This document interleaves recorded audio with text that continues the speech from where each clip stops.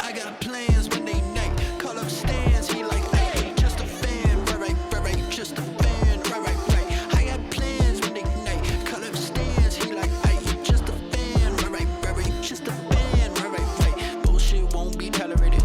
The revolution won't be moderated by quacking a crew, hacking a fool, packing a room with a pack for the woes. Back in the day when there were no streamers, immaculate view of arenas. Now we got 1 screen, 2 screen, 3 screen, 4 screen, morphine, unfortunate orphans, OnlyFans girlfriends, who of the world's right, all sit with it, wear downtown Delaware, telecom shit, now really feel warfare. We need welfare, healthcare, hell yeah. Stream ain't shit, so we got a little else. For believers are broke, so we brace for the failure. Big short, the big 8, the Kim baby, talk about rumble, might give you a 10-day to follow. Pretending el gringo comprende el mundo, a sensei, assemble the symbol asunder. Peso a package, a pay to one system, the privilege, your paycheck depends on the plunder. Your pockets Ozempic, I'm pounding the pen in my gel, my kicks, my shimmer, my son, my deal, my pundit. General shit, that be shit redundant. If I wanted to make you mad, it ask you what's the plan today. Holla the house, you made dad, we know you paid handsomely. Well, me and Chad were thinking you might have a band for me, or 2 or 3 or 4 or 5. My brother, we tryna survive, and I can't go out to get mine. Stereo career. Give it up for RDC West on the mic. Dr. House Pager, Signaling your Cuddy, Mr. Rager. One more time. One of streamers, immaculate view of arenas. Now we got 1 screen, 2 screen, 3 screen, 4 screen, morphine, unfortunate orphans, OnlyFans girlfriends, who of the world's right, all sit with it, wear downtown Delaware, telecom shit, now really feel warfare. We need welfare, healthcare, hell yeah. Stream ain't shit, so we got a little else. For believers are broke, so we brace for the failure. Big short, the big 8, the Kim baby, talk about rumble, might give you a 10-day to follow. So you may not know this, but I played basketball with RDC West yesterday. That was awesome. And you know what? He's a fucking baller. My God, he's good. It's crazy to have somebody who you've only known from making, parody songs in the stream, show up, do a fucking sick live show where he raps, and then come to your basketball game and then fucking flex on you. He's incredibly talented. Did he dunk? No, he didn't dunk. I still have yet to see a human being dunk outside of at NBA games. I've never seen someone dunk at our games. Hello, everybody. Spiteful Batman, they were the 19 months. Wizard Coffee. Let's put a little timer on here. We're gonna do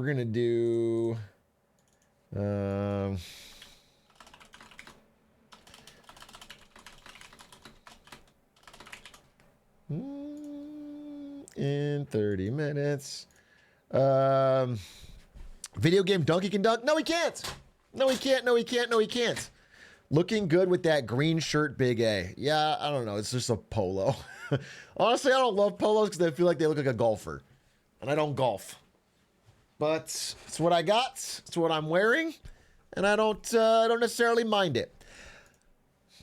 Looks like you got off the golf course. Yeah, exactly. I was on the links. Yeah, I was getting business deals done. I'm sorry. Is that a crime? Is it a problem that I get out there on the fucking back nine and I fucking slice it and I sign major deals, multi-million-dollar deals? Can you grab the rim? Yeah, I can touch the rim, but I can't dunk. I just don't have that. I don't have that anyway. But anyway, RDC West, played basketball with him, was really fun. I gotta be honest with you.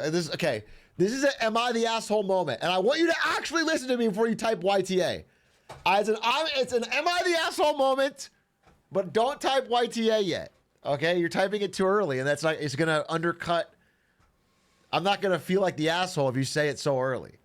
Okay, so there's a Discord where we all plan our basketball games, like the basketballers or whatever. It's like a LA basketball Discord.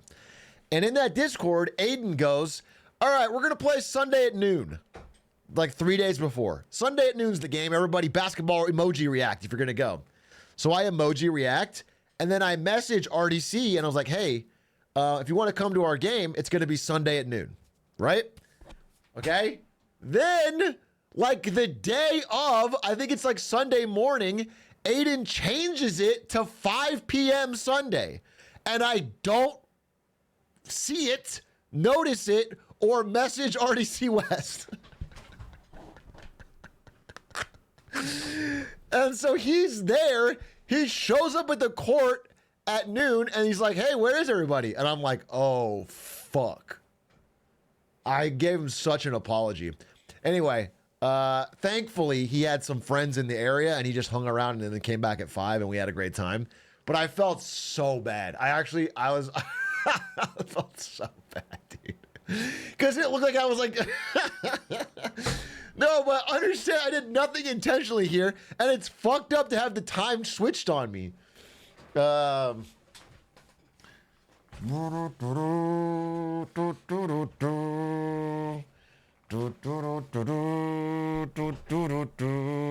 thing happened at the concert. How did that happen at the concert? That didn't happen at the concert. Still, you should have checked Lil Unk. You can't call me Lil and Unk. Either you can call me Lil Bro, implying you're older and more wise than me, or you can call me Unk, implying you're such a cool, young, hip person that I'm an Unk. Lil Unk you can't get both.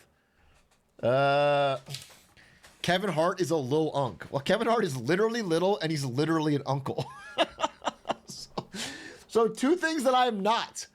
My siblings don't have kids. I am not an uncle. How's everybody doing? How are you guys doing? How's your weekend? How's your Sunday? Did you get the Sunday scaries? Did you have things to do you didn't do? Good! Because I can relate. I played a fuck ton of League of Legends on Sunday, and I don't have a PowerPoint today. But we do have a back of the pocket Marketing Monday of bad TikTok advice. So we'll be doing that today. But I have, I still got most of it. The problem was I would have finished even today, but then Stan's messaged me today and he's like, yo, couple more. And then we lost all 3. Misery. I talk about League though. I got a lot to say about League. So if you guys don't know, League is back in a major way. And a big part of that has been Ludwig's journey. Ludwig is like motivated people to talk about the game because he played it and he was so bad. It was like what I do when I play puzzle games, where it's like you just want to play it to show them that you can do it. You know? So that plus Worlds plus Arcane, and like there's a lot of League in the air. People all around, our whole group's playing League. We got a real fun League vibe. All right? And so Lud and I have been duo queuing a lot. And last night, after I'd say, 10 years since I've played League in ranked solo queue, got to gold. So a nice little gold. Nothing special. Nothing to write home about. I'm not going to brag, but I got a little gold, all right? In 28 wins. That's all it took. From nothing to gold.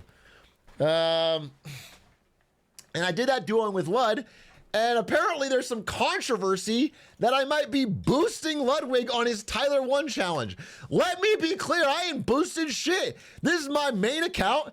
I have fucking fed to a bunch of bronzes plenty of times on this journey.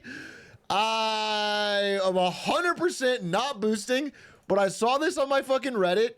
This is Cadril. This is the biggest League streamer. With Atrioc. Is he good, Atrioc?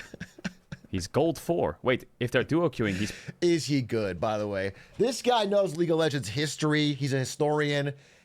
He's doing a bit where he's acting like he doesn't know the greatest fizz of all time. He's acting like he hasn't read the guide. He's acting like he doesn't know, dude.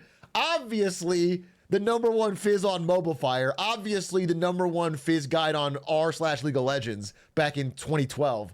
He knows that. Everyone, you know what I'm saying? He's pretending. Is he good, bro? Obviously, the person that carried Clint Stevens in the Emaru Invitational. You know what I'm saying? A legacy speaks for itself. A legacy speaks for itself. Is he good, Atrioc? He's gold 4. Wait, if they're duo queuing, he's playing in kind of high elo, no? He's playing in like silver. That's pretty hard. Yo. He's playing in silver. Not bad. Not bad. Not bad. Wait. Is he fucking... Yo, Ludwig, are you fucking...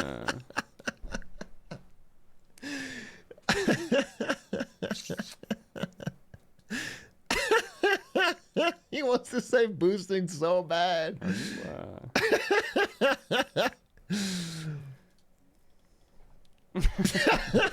They're probably playing for fun together.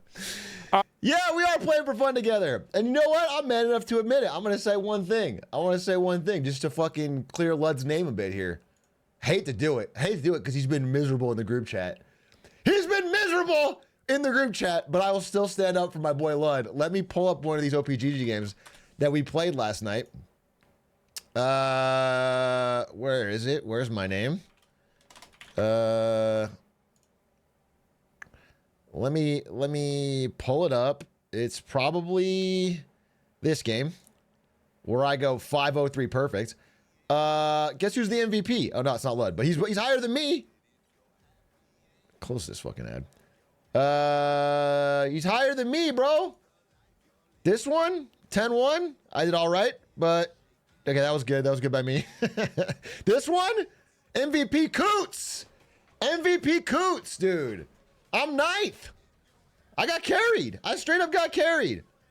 So what I'll tell you is Lud played good. Lud played good on his own. I don't think it's boosting at all. I literally don't. I think we're playing fucking mains. He played good. His Amumu's good. Straight up, we were playing with silvers. He carried, so he can get gold. I swear to God, people are over doubting him. They're over doubting him, and I hate to see him win against so many doubters because it feels so good. He's gonna get gold free. Platinum will be harder.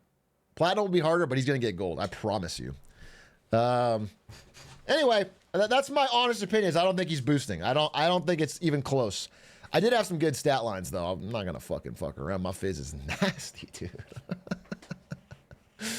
My fizz is nasty. So I just hope.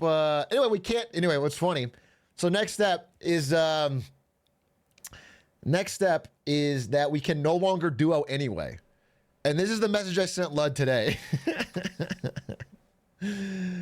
I sent Lud today in our group chat. Where's the fucking thing?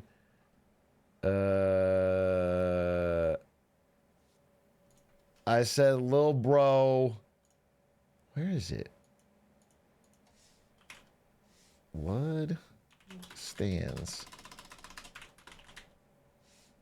Dude, do they fucking hide the... Oh, there it is.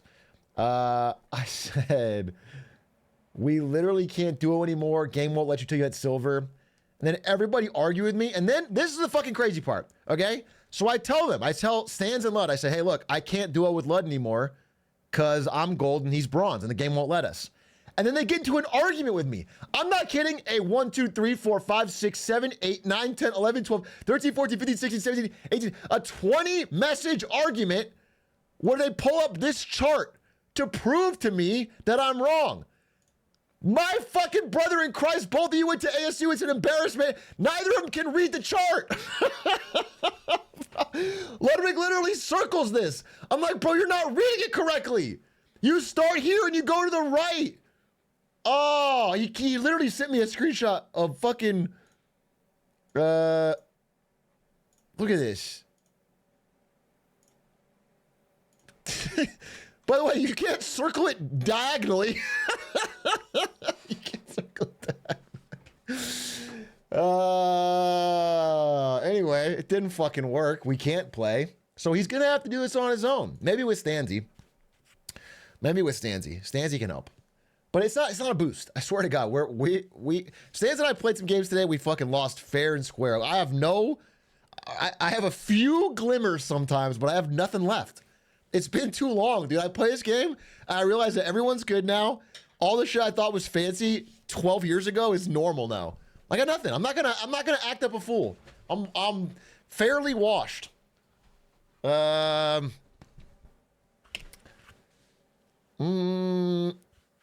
I do think, and I mean this sincerely, and I'm going to do it, I can get plat easy. It'll be a struggle, but it's not going to be much of a struggle. It's not going to be much of a struggle. I'm gonna get plat easy. Yeah. Oh, you really copium? You're just trying to bait me into doing it. It doesn't matter because I will do it. You know what? Give me some doubters, please.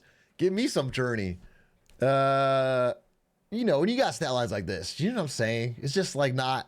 It's not gonna be so hard to get it. It's not gonna be so hard. Fizz one trick, dude. Being a one trick is the coolest thing you can be. I stand by this. Being a one trick is. I fear the man who's practiced one kick 1,000 times in 1,000 different kicks. Being a one trick is saying I have made a mind body connection with this playstyle and this champion, and I want to hone that craft. I want to sharpen my sword. I don't want to be a willy-nilly 300 champions. I don't want to buy 1,000 skins for Riot. I have one skin, one champion that I've used for 10 years. It's fucking cool.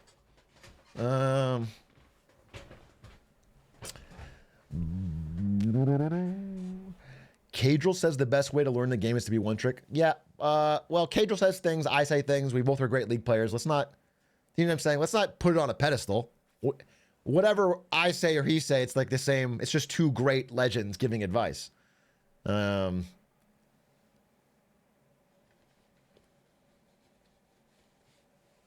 pit two bad bitches against each other. You know what? What a great way to say it. I wasn't going to say it, but yes, I think that's exactly the right mindset. Don't pit two bad bitches against each other. I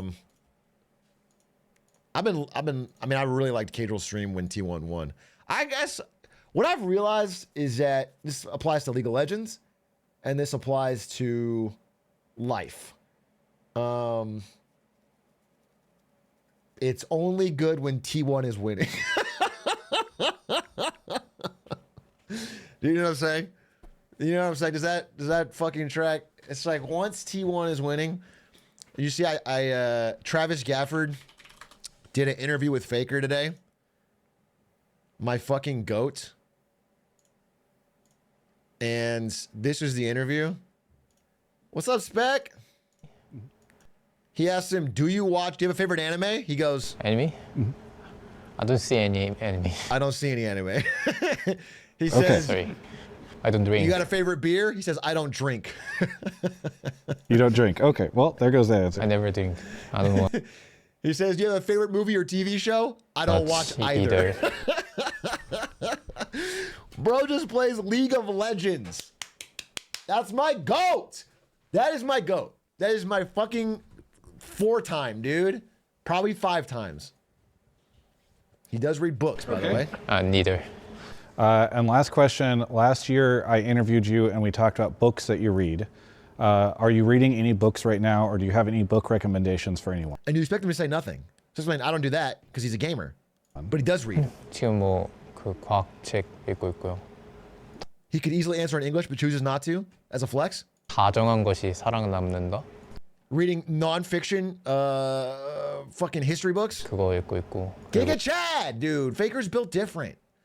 He's just built different. There's just nothing nothing like him.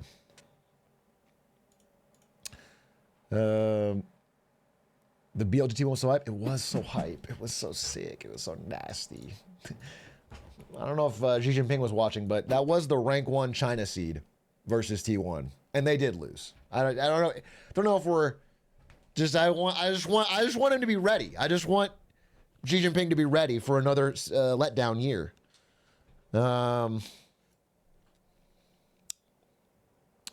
First interview tomorrow with Gulfstream. You're gonna work at Gulfstream? Here's what you should do. No, this will get you fired. I'm not gonna say it.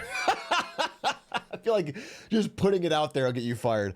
I was gonna say, hypothetically, if you're the creator of a Gulfstream, you could secretly put in a backdoor program into the flight controls, and then we can hold all of the rich people of the world hostage at the same time when they're on the private planes. But that would be crazy, and you shouldn't do it. You shouldn't do it. You shouldn't do it.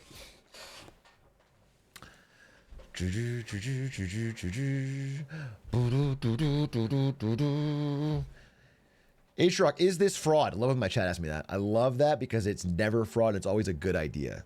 I can make a SoFi account using a friend's link, and them adding $50 to their account gives me $75. If I do that multiple times on different accounts, is that fraud?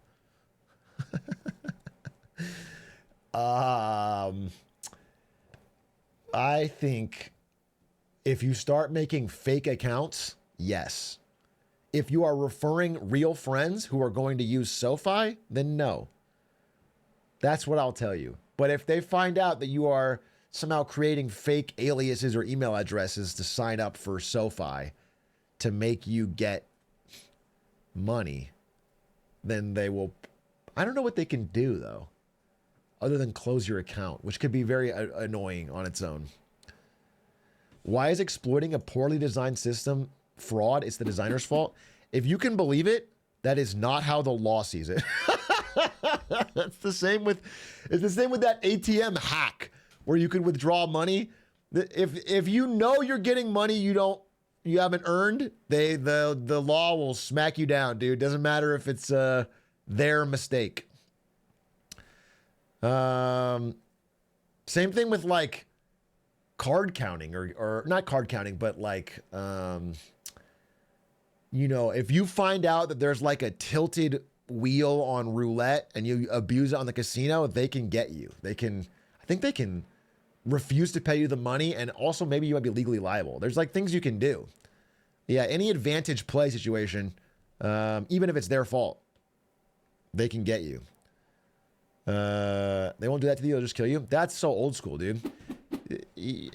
The mob used to kill you when they ran Vegas. Now corporations run Vegas and they just ruin you financially and legally.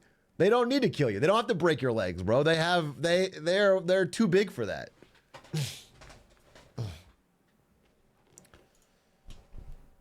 The mafia was less scary than Omega Corp, bro. Big A. I run my high school's current events TV broadcast section in LA. Got any requests for what I should say in front of 3,000 people? You should play a Marketing Monday video verbatim. Not verbatim. You should play the YouTube video. And then you should let me charge the school system for 3,000 plays. Or you could say glizzy, glizzy, glizzy. You could do that. Polo looking good, boss man. Thanks, Phineas J. Phineas J is flattering me because he asked me to write a letter of recommendation. And I said yes, and I haven't done it yet, but I will do it. You said I had till November, right? I am writing this letter of recommendation to, if you guys don't know, if you're old school memory, if you watched for a long time, Phineas J, to become moderator, acted out a scene from Fast and the Furious. I'm going to include that in the recommendation. He was also the mayor of our Minecraft town, and I will include that as well. Those are the two main things I'm putting in the just to show his dedication, his leadership experience.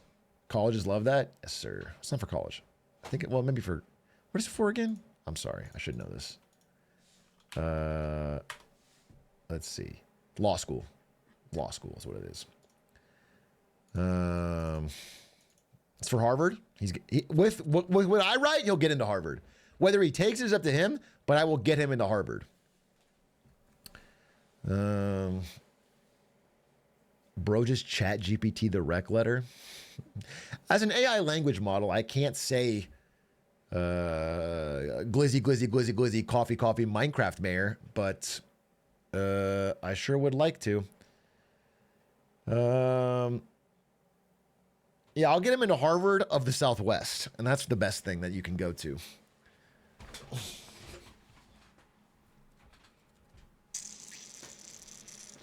Yo, Big A, are you seeing how strong this hurricane is? Dude, the hurricane is disastrous. It is the 4th strongest hurricane ever recorded by pressure on this side of the world. The hurricane is nearing the mathematical limit of what Earth's atmosphere over ocean water can produce. What the fuck does that even mean?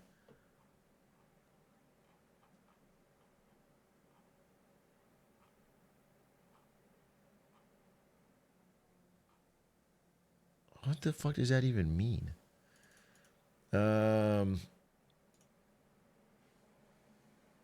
We are cooked. Dude, I was sorry to laugh about this, but it was an insane situation. I was playing solo queue League of Legends today. I just woke up and logged in, which by the way, I haven't done in 15 years, so it's a real backslide for me. I woke up and I played solo queue League of Legends, all right? After staying up last night and playing with Ludwig. Solo dual queue League of Legends. All right? Anyway, I'm playing and the game starts and my fucking top laner goes, no, it was my jungler. My jungler goes, hey, I'm in Tampa, Florida. Am I cooked or what? And then we're all talking to him on the team. And we're like, bro, what's going on? Are you going to evac or what? And he's like, yeah, the evac's coming, but I want to get LP.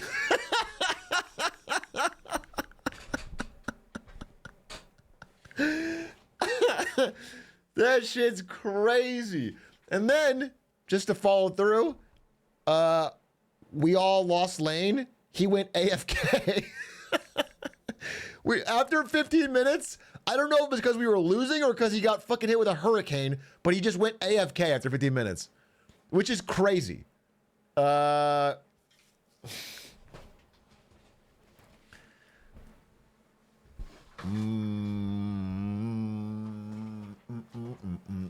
You watching Worlds, GT versus T1 on Thursday? Nah, I probably won't watch Worlds.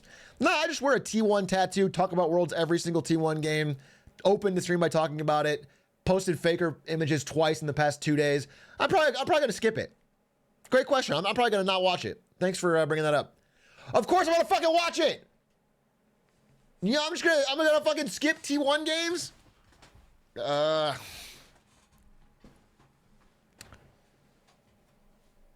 So angsty? Not angsty, bro.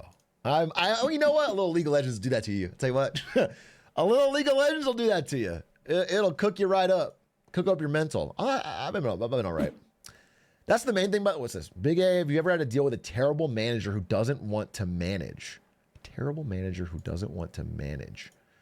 My sister's doing amazing, ambitious work at her job, but her boss just wants her to be quiet and do the minimum so he doesn't need to hold other people on the team accountable for not pulling their weight. I haven't had that particular problem. But it sounds like she should get the fuck out. The thing is, like, if a manager is trying to hold you back, that's like the worst if you're ambitious. Because the only normal way to rise is to have a manager on your side. You really need, like in most jobs, having the manager on your side is the fucking key to advancement. They need to advocate for you. They need to be the one that like gives you extra opportunities, that brings your name up in meetings that you're not in. That's the only way. And if your boss isn't doing that, if your boss is like against you or going behind your back or stealing your work or trying to take credit or all that stuff, it's probably the most toxic thing to any type of long-term future of that company. You should leave if you can.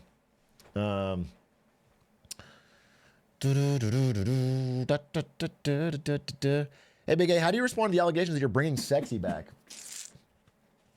Can't confirm nor deny. Can't confirm it nor deny it. But I will say, man, listen, I gotta say it. It's kind of unfair that I have a chatter, RDC West, who is better at rapping, better at basketball, taller, and in better shape than me. It's not fair. It's like not fair, dude. He actually just showed up to our basketball game and mogged me. What's the fucking, why am I getting mogged? That's crazy. You're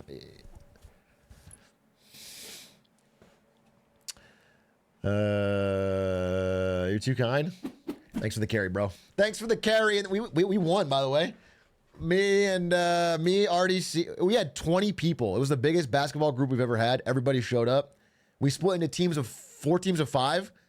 Me and RDC and you guys are not gonna know the other 3, but we crushed. We won. We won the bracket, dude. It was fucking sick. It was fucking sick. We won. Beat Lud's team. Beat Stan's team. Fucked them up, dude. Hit more shots than me, brother. The layup king strikes again.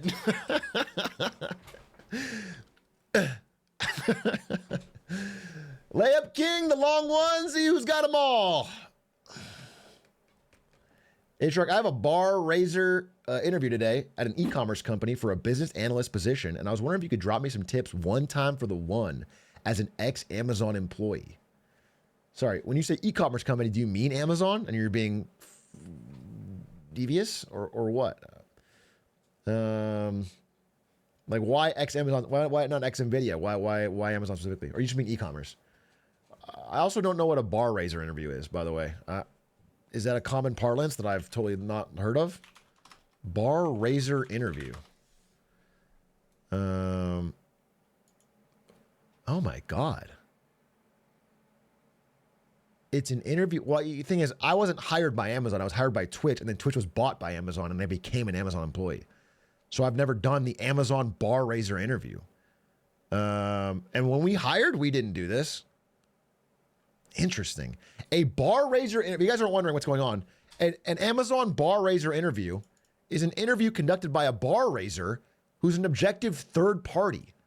So it's just somebody who's not on the team that'll be hiring you that's going to talk to you. Interesting. That's so interesting. Just a different person from a different team. Unpopular opinion, but they're the toxic. Watch this video. Master the Amazon bar raiser interview.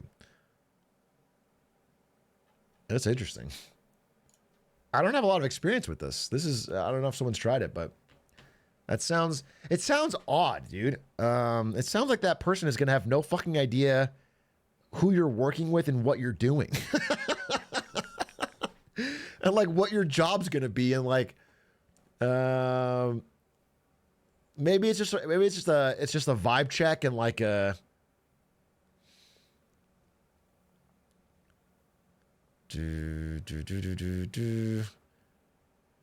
like a judge of character. All right, well then go in and just be forthright. Oh, do this thing. This is a fucking fuego. I'm just gonna give you guys a game. I'm gonna fucking spit incredible game for you. Sometimes when someone asks you a question, even if you sort of know the answer,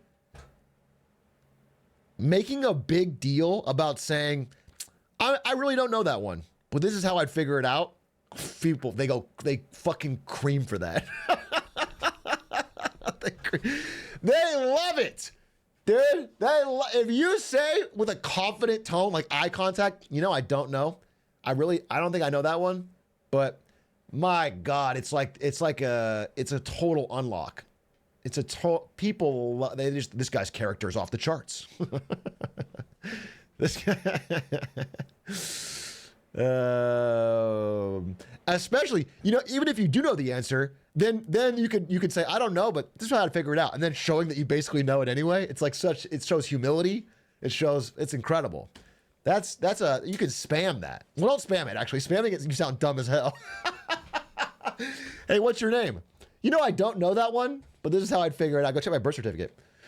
No, I wouldn't spam it. I would use it one time, like an ult. I would strike while the iron is hot.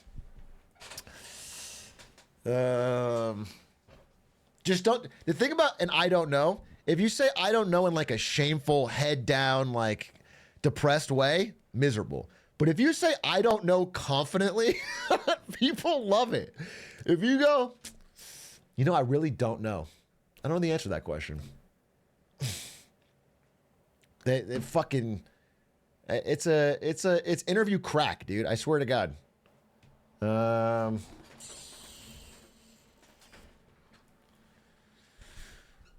Yeah, I wouldn't use it a bunch. I would not use it a bunch. If you use it a bunch, you just sound like you're totally unprepared. So again, just a little bit, just a little spice, What if I bring regular crack to the interview? Well, that would work only if your interviewer is a crack addict, in which case you could split the crack with them and guarantee get in. That would be, I don't know, ooh-woo, can you help me, ooh-woo? This could also work. This could also work. I don't know. Ooh. Can you help me?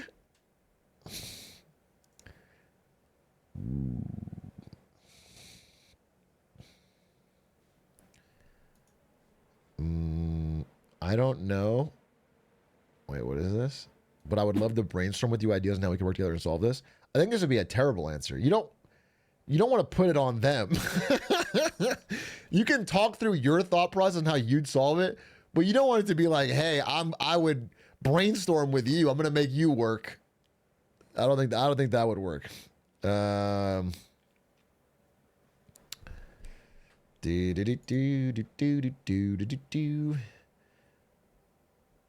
don't know, but here's the prompt I'd give ChatGPT to solve this. Oh, I did the wrong one. This is good. Is this my worst trait is I don't like to take shortcuts? What is this? Or is that too much again? Oh, that's terrible. Don't do, if they ask you your worst trait, never do the. My worst trait is I work too hard. My worst trait is I care too much. Never. I mean, asking a worst trait is always a stupid fucking question anyway, and people shouldn't do it. It's such a fucking old school, stupid ass question. But have a real answer, but try to make it something that's not like. You have to pick something that's actually bad, but not actually bad. Let me try to nail it. Let me think.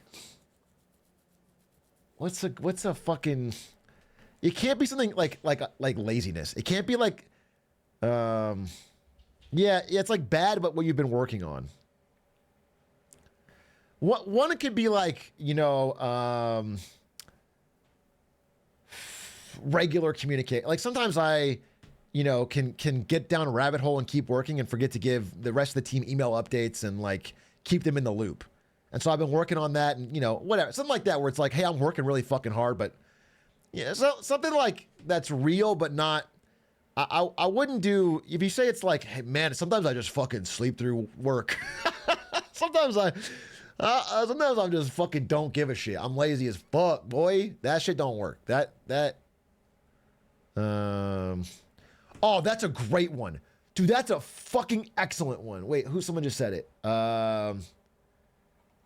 Where is it?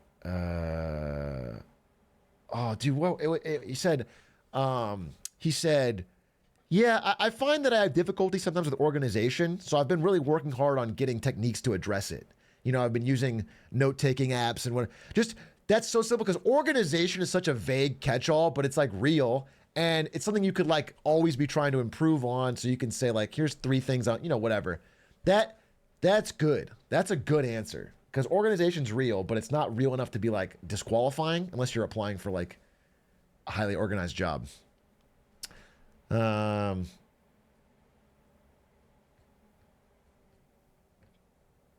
Yeah, accounting. If it's accounting, don't say that.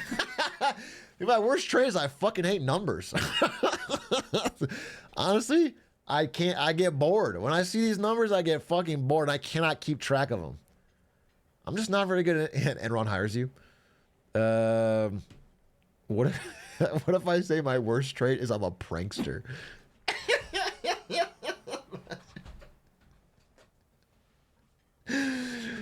My worst trait, I'm a little bit of a prankster, and then you fucking give him the buzzer handshake.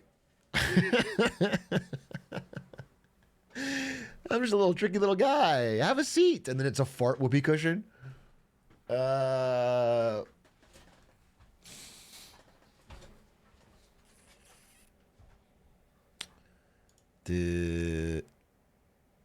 I'm disorganized. Yeah, exactly. Disorganized is a good one. Although you can always say like, I need to work or disorganized. Something that can work on more is organization. Something like that. Just like, you always want to phrase it in a way where it's not a lifelong trait applied to your character profile. I am not a person who is, quote, disorganized forever. I'm a person who's working on organization. My worst trait is depression. Dude, I'm sorry to laugh, but it's so funny to imagine someone trauma dumping at the first question in an interview. Just be My worst trade is I fucking suck. And I can't do anything right, I guess. I guess my worst trait is that fucking no one will love me and trust me in anything at all. Fuck. And then just looking at the ground. That, you could guilt trip him, maybe. That could work.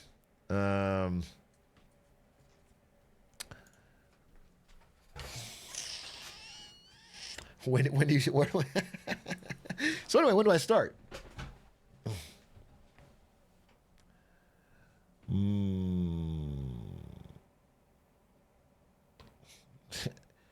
Read this finance headline. If you invested $1,000 in GameStop stock when Ryan Cohen's stake was disclosed, here's how much you have now.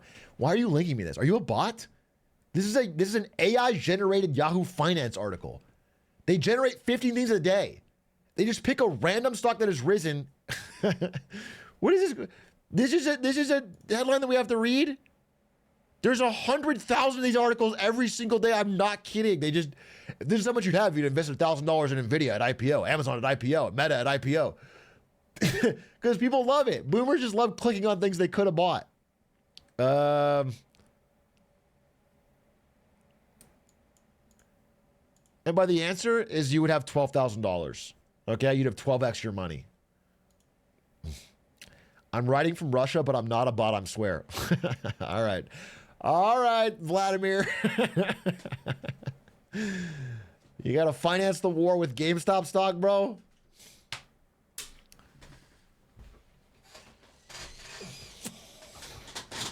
Anyway, I'm sorry if you're a real person. I wasn't trying to. I wasn't trying to.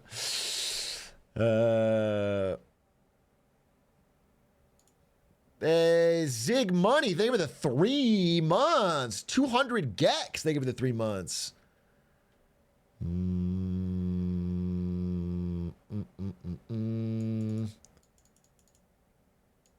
Do you have any thoughts on the Sentinels' new VCT roster? Yeah, I do actually. So I think their entry fragger is the weakest link on the team. And their IGL, he has calm nerves under pressure, but honestly, chokes a bit when it gets to big matches. So, that's my theory. That's what I think on that. And I also think their team comps could use some work. Some of the heroes they play, the champions, the fucking Valoranters, are they're a little outdated. You know what I'm saying? They need to get the heroes or agents. They're a little bit they're not good comps for the maps they're playing, and they should update a little bit. I can't tell if this is a bit or an actual thing. I've never seen a fucking pro game of Valorant in my entire life. Not my entire fucking life, and I have zero fucking idea what I'm talking about. Jolson, thank you for the 30 months of Prime. I'm sure we've already discussed this, but do you think Trump ducks call her daddy, and why did he duck 60 minutes? Listen, I'm no fan of Donald Trump here, but he's just not doing the ones that'll be more adversarial from. Same with Kamala. It's like, why is Kamala ducking Aiden Ross? Why is Kamala ducking Logan Paul's impulsive? They're just doing the ones on, they're doing the ones that are gonna get their base excited. They gotta get Kamala in the yard. Fuck, dude, that would go hard. That would go hard.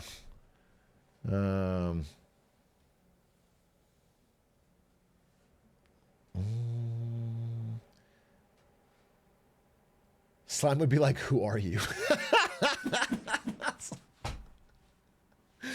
Slime having no idea who Kamala Harris is as they're getting interviewed would be very funny. That is very funny.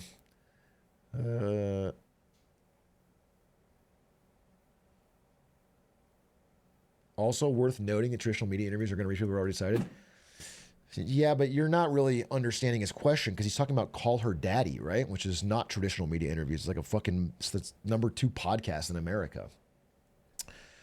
Just ahead of Talk Tua. God, why aren't both candidates on Talk Tua? That's what I want to know. I can't fucking vote until I know what Talk Tua thinks. By the way, another sign of the fucking crazy times. I've been playing League of Legends. I've had multiple. I'm talking about 2 or 3 different people named Talk to a Fan 2001, Walk to a the Lane, Talk to a 69. Like there's fucking accounts that I'm playing with. I'm in my 30s, bro. I'm playing with a guy named Talk to a Fan 2001. And we're like struggling together.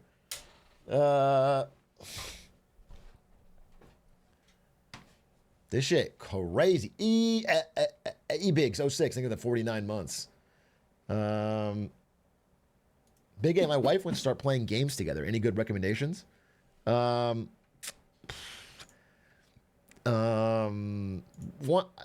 games together is kind of hard depending on massive different skill levels. It Takes Two is apparently a great one. I would throw her in League of Legends ranked dual queue and then flame her if she doesn't get all the CS.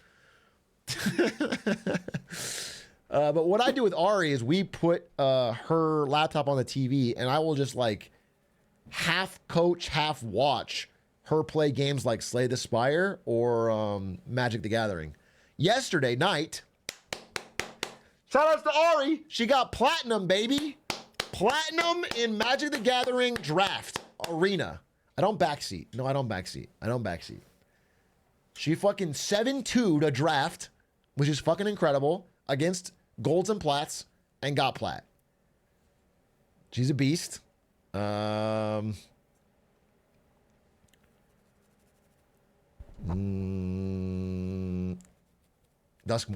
draft. Yeah, exactly. Hey, Big A, first-time chatter. I'd like to get an Enron hat, but I'm concerned it may bring a sort of fraudulent vibe to the accounting firm that managers wouldn't really like. I promise you, if you work at an accounting firm, the Enron hat is like, it's like being the guy on the grill at a white person party. You'll be the life of the party. You're gonna get smiles and wisecracks and jokes. Everyone's gonna fucking love it. You're gonna be slow-mo finger gunsing everybody. It's gonna be awesome. There's nobody more perfect for an Enron hat than a guy in an accounting firm, dude.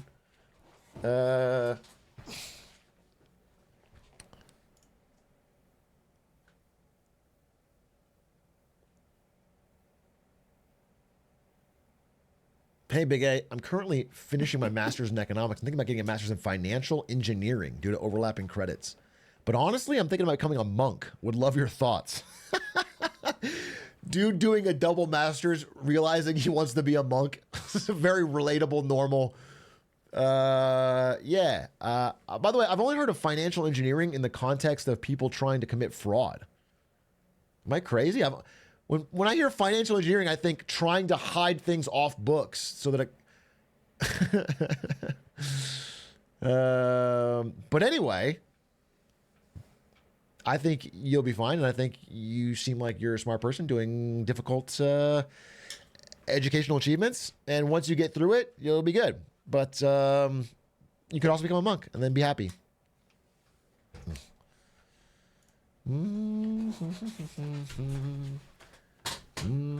Did you see the latest Kanye divorce again?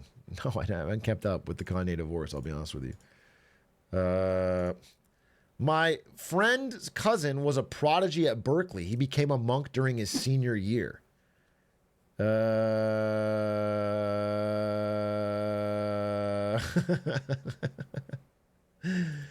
funny.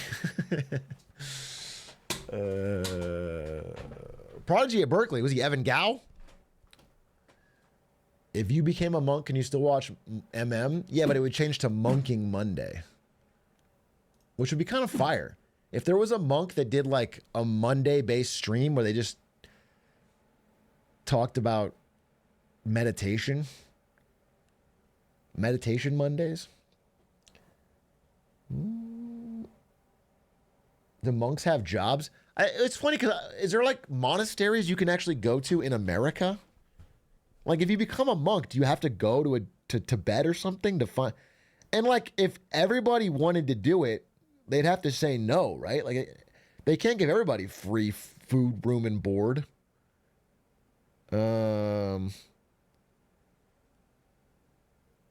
It's called Bass Pro Shop.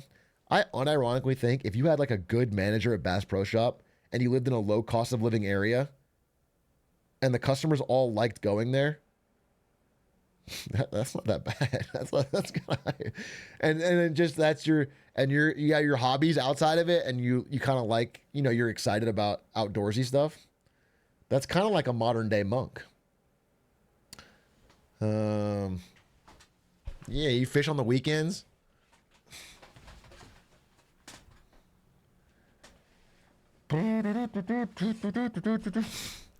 If you had a good job and low cost, that would be fire. Yeah, that's what I'm saying. Is there a problem? I'm sorry. You think the problems of this world are impossible to summarize? No, they're simple. We all know them. That is many people's dream job. It's that they have to work in B2B marketing or some made up shit. I do think there's a lot of people. This is less of a problem now because everyone's just hustling to get a fucking job. But like, it's like the late 90s era. Humans always have a problem with no matter what. It's like the late 90s problem. You know, all the movies were about how we all have good jobs and good houses and it sucks. You know, the Fight Club, the Matrix, American Beauty. All these movies are about how like the economy's great. Everybody has office space. Everybody's got a stable white collar job that pays pretty well, growing over cost of living, and it's boring and it sucks. It's funny, the worst thing for Gen X was cubicles. Yeah, exactly. That was the fucking. It's because they couldn't doom scroll 8 hours a day. It is true. I mean, yeah, it would be crazy. The same job would be 5 times better if they had fucking Reddit back then.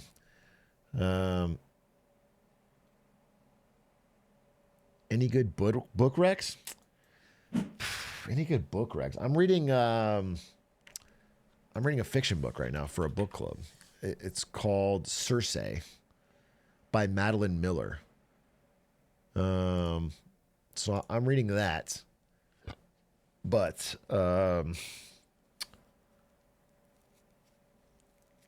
can't recommend it yet because I'm very early into it.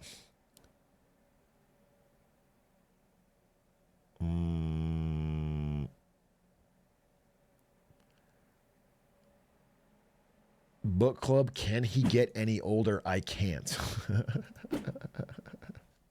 You know, it's not everyone in the book club is my age or younger. Okay, we're not that like a lot of them are in their 20s. It's not. I don't have to defend myself. It's not even a book club. It's actually a fucking Minecraft club, a Roblox club actually. So how anybody you'd think you're pretty stupid, and we play fucking Dress to Impress, and we scroll TikToks, and we complain about our teachers. So, guess what? Oh, that's fine. I meant to say block club. I misspoke. It was a block club. Dude, you know what's fucking insane is I fucking watched, I'm not kidding, a minute and a half, 90 seconds. I watched 90 seconds of Minecraft parkour civilization. Random time in the middle. That's what I watched, okay? And I got so many Minecraft recommendations. And for some reason, they're so good at thumbnails that I fucking click them, dude, even though I don't give a shit. I haven't, like, the last time I fucking cared about, like, redstone builds in Minecraft was when me, Lud, and Stans played, like, fucking 5 years ago. And I clicked them, and so this morning, before I played solo queue, I was watching a video on the fucking most impenetrable Minecraft base ever built. And then I watched a follow-up video calling out that creator for not having a good enough Minecraft base and saying, actually, it's very easy to fucking break that vid. That's crazy, dude. How fucking rotted is my brain? I'm watching the drama.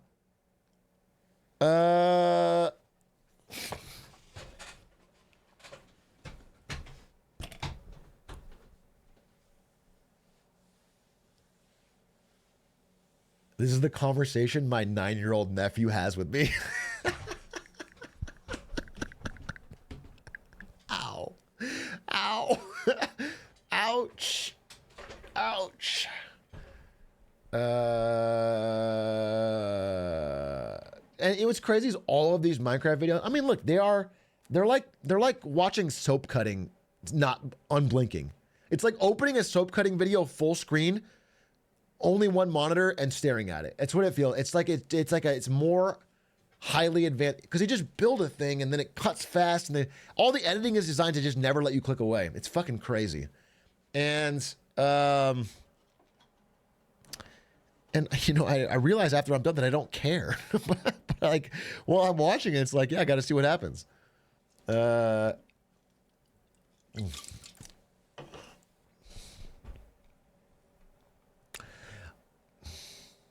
I was at a family member's birthday party and a random kid walked up to me and decided to ask me my opinions on KSI's song.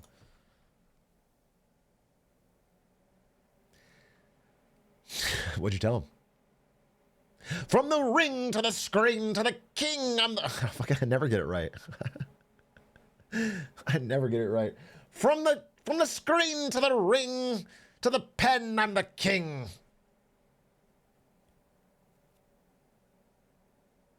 Where's my crown? That's my bling. Morning solo queue so cooked. It was a little bit cooked, but I'm gold now, so it's like no big deal. Fuck, dude, it's crazy. I'm just like such a fucking. I feel like I'm Splinter, Master Splinter. When I play League of Legends, I feel like there's all these fucking young guns, and they're like fucking harassing this old man, and they're like, "Ah, you can't play," and then I fucking. And I fucking go 702, dude. And I fuck them up. And I'm like, I still got some skills. That's how I feel. It's fun. Like, I'm still here.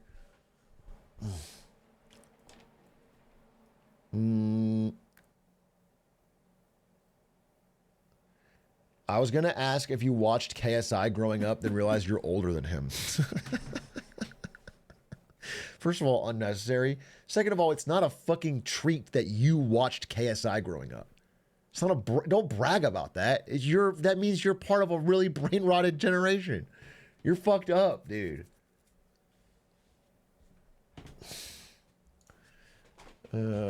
How cute that Atrioc thinks people under 30 play LOL. I promise you that fucking Hawk Tua fan 2001 is not 38, okay?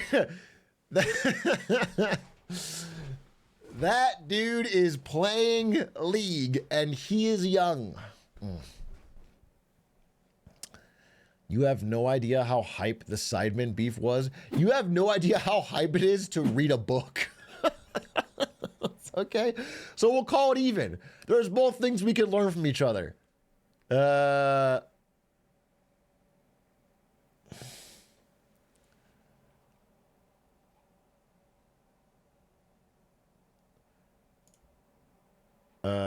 It's funny because I was talking to timer.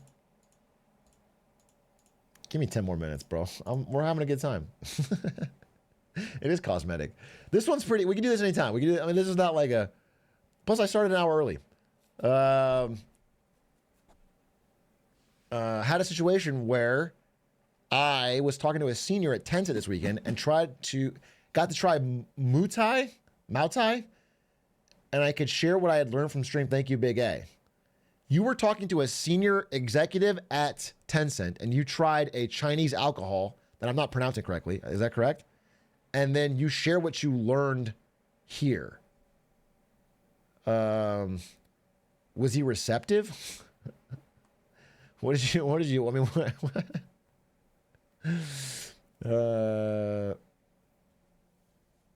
Muay Thai. That's cool. I mean, I have been, I'm getting ready to dump all of my Chinese remaining stocks because they keep rallying. Tencent's up, Alibaba's up. Tencent's up 66% year to date. Alibaba's up, what? Fucking 57% here today. That's fucking crazy. And, you know, I just don't want to be in Chinese market anymore. It's cost me a lot of money in the past.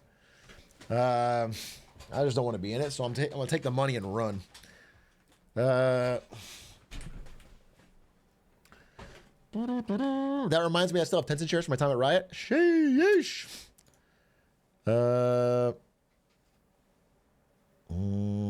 Scared money don't make money. That's factually not true. That's actually not true. I can promise you, scared money do make money. In fact, if they lock in the money, you actually get the hard cash gains, and then you spread them out into diversified. It actually works great. It's worked fantastically.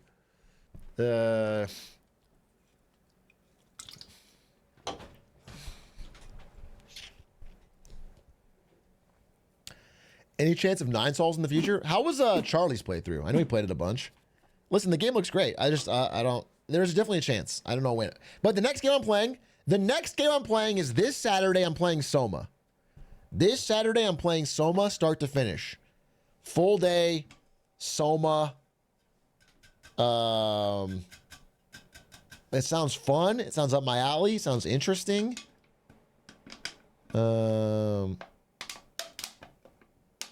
Why does Soma D's nuts even make sense? Just because it has ma? And if it's ma, shouldn't it be my balls? What is the...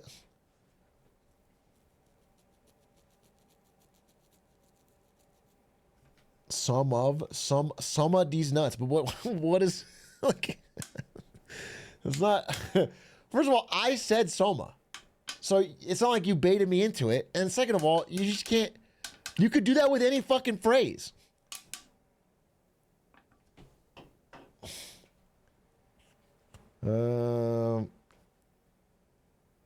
Joking aside, it's a really cool dark sci-fi story. Thanks, Scoobius Dubious. I'm excited. I think I'll enjoy it. Hey, Big A, I'm a YouTube frog, and this is my first stream. Loving the vibe so far. Great. However, I was just laid off for the first time in my life. Got a bit of a vibe killer.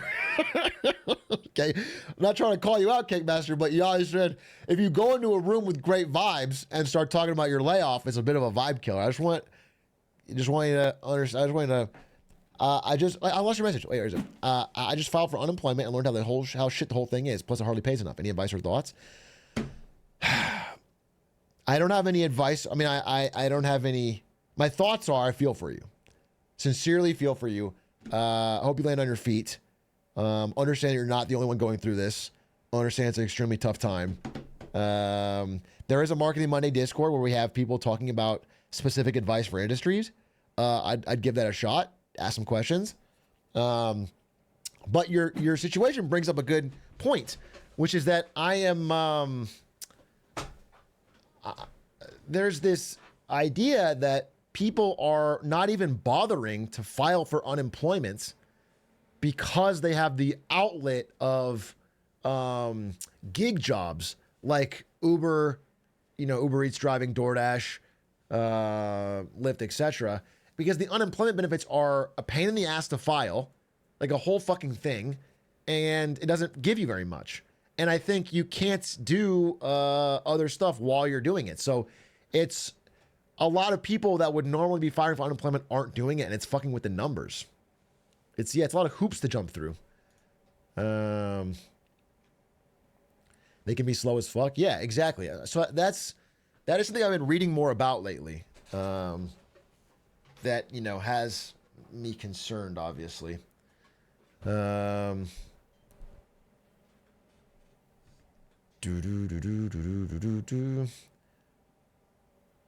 Big A, I'm genuinely wondering if you're going to SawCon this year.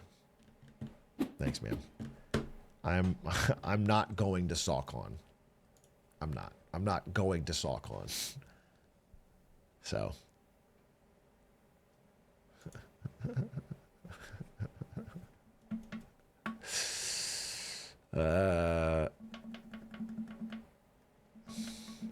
Hey, Big A, I'm currently in a union and they're accepting applicants this week. Good blue-collar job in case people are interested. You're talking about...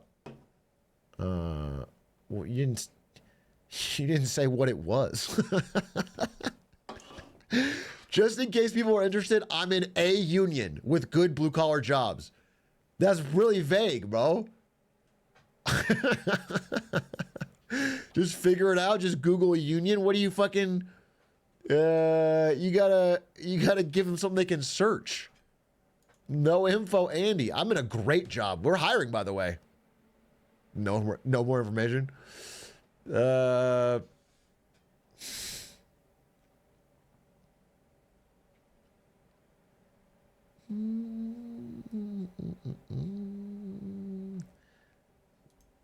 just recently watched a video about government jobs. I work as a government contractor, and they're currently expanding all the contracts in my company way past what we need. So I'd be inflating the numbers for private companies, even more if they're doing it nationally. Yeah, I mean, listen, I'm not trying to get too into it, but the recent jobs report had the largest like seasonal adjustment factor ever recorded. And that, you know, that's where the BLS, the Bureau of Labor Statistics, has a just a private secret formula that adjusts for the season to add a bunch of jobs to the, and it's just it's odd. Like, you know, it's like this is odd.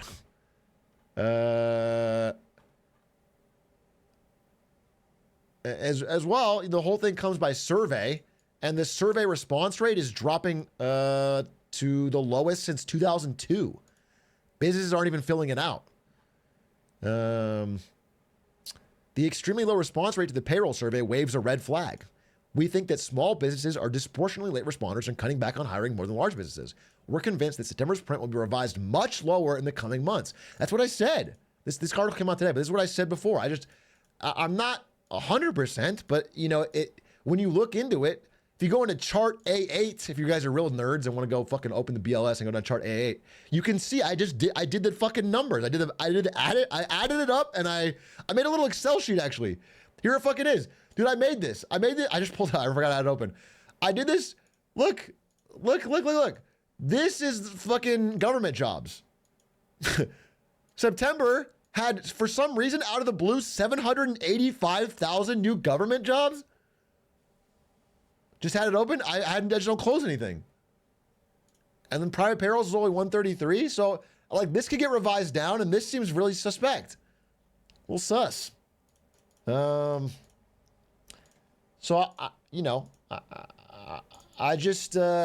not talking out of my fucking ass when I talk about it. Obviously, it's a good report, but when you dig into it, it's like really suspicious. It's like really odd. Maybe not even suspicious is the wrong word. I don't think it's conspiracy. I think it's like a model that is not responding appropriately in a similar way to, you know, how it didn't respond appropriately in 0107. Soulside, think of the 24 months. Is it time for marketing because it's Monday, or is Monday because it's time for marketing? So fucking wise. Big A, is transferring colleges worth it? Probably not, right? What do you hate about your current college? Probably not.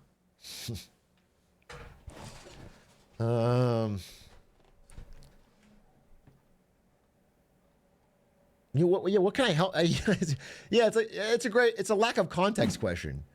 It's like, bro, you know, it's like, it's not a never or always answer. It's like, where are you at? What do you want to do? It's an answer you're gonna know. Hey, Atrioc, thoughts on the Chinese stock surge based on potential for potentials? Well, I have a video that came out today, Marketing Monday video about working from home that has a "Was Up Beijing" about this exact thing.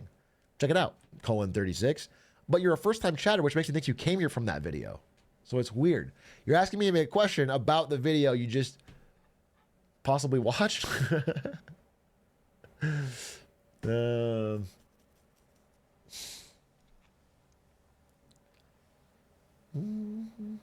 Has anyone in chat done the thing where you let me pause this for a second. Have you done the thing where you do the first 2 years of university at like a local community college for way cheaper, get all the prereqs out of the way, and then transfer to the, you know, the state school or the main school for whatever? Because my understanding is that's kind of, if you're trying to be cost efficient, the goated strat. but you know, could be difficult. I would love to hear more about it. Honestly, I think it's really interesting. Because you cut down on your student loans significantly, and you know, just to be real, I didn't learn. And this is more on me than the school, but like freshman and sophomore year, I didn't learn a goddamn thing. You know, prereq classes are fucking a joke. You could take them anywhere. Taking like fucking, you know, intro to business or whatever, or like all that shit is like, it's at a full price school is crazy. It's more fun. Obviously, there's something except for the college experience, but if you're worried about money, I'm sure it's major dependent for sure. And if it's like an engineering thing, you need all 4 years, then fucking do it. But for some people, that could be the right choice. And I think it's based people that did that.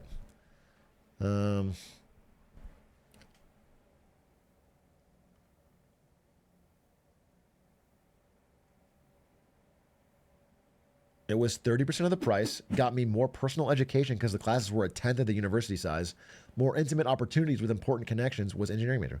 Yeah, it worked out great. That's dope. Good for you. Yeah, I think it's cool. I mean, the people I know who have done that are like smart people. Everyone I know who's actually done that is like someone I'm like, that person just like does the right thing in their life and like is making, but I have very biased few examples in my mind. Any update on Killer Whales? Well, we're waiting for season 2. The thing is, the Killer Whales offer is for me to come on for season 3, but they have to get a season 3 renewed first. Do you know what I'm saying? So when season 2 comes out, we're going to react to it and try to save the show so that season 3 gets renewed so that I can get invited on so I can decline.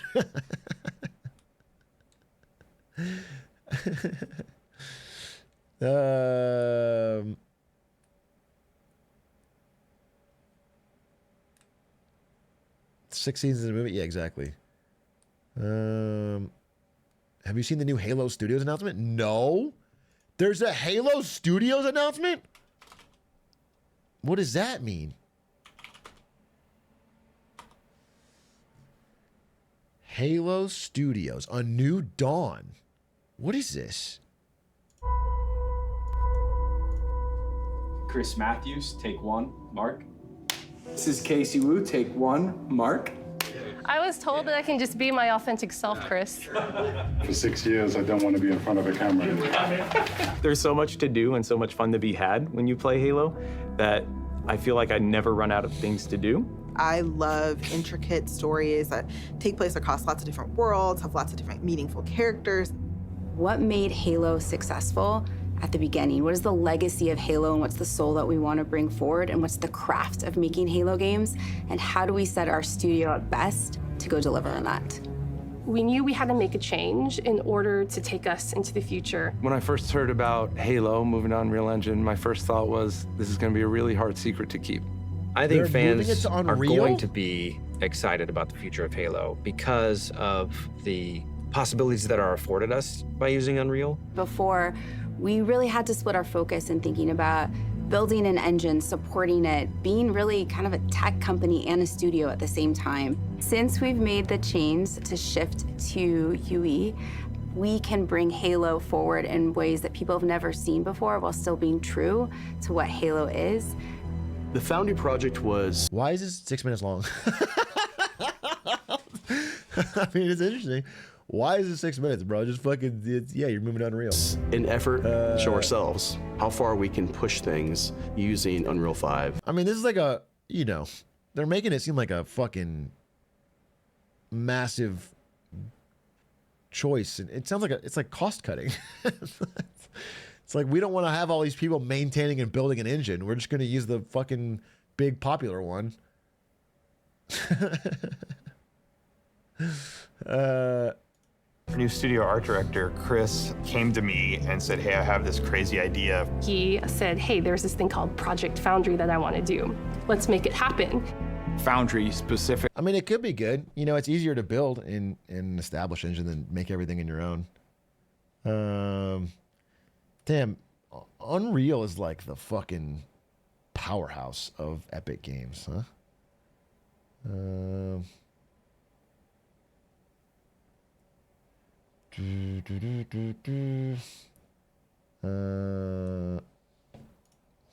Typically is based around the same concept of the Foundry in Halo lore. It's the place where Halo rings are born.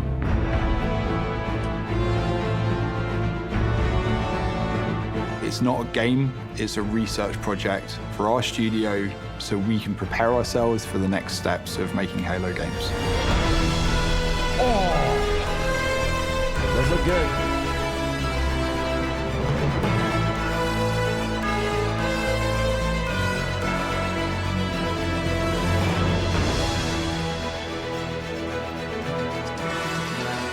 The original Halo franchise was a graphics showcase. It was best in class. That's what Halo was when it first was released, and that's what Halo needs to be again.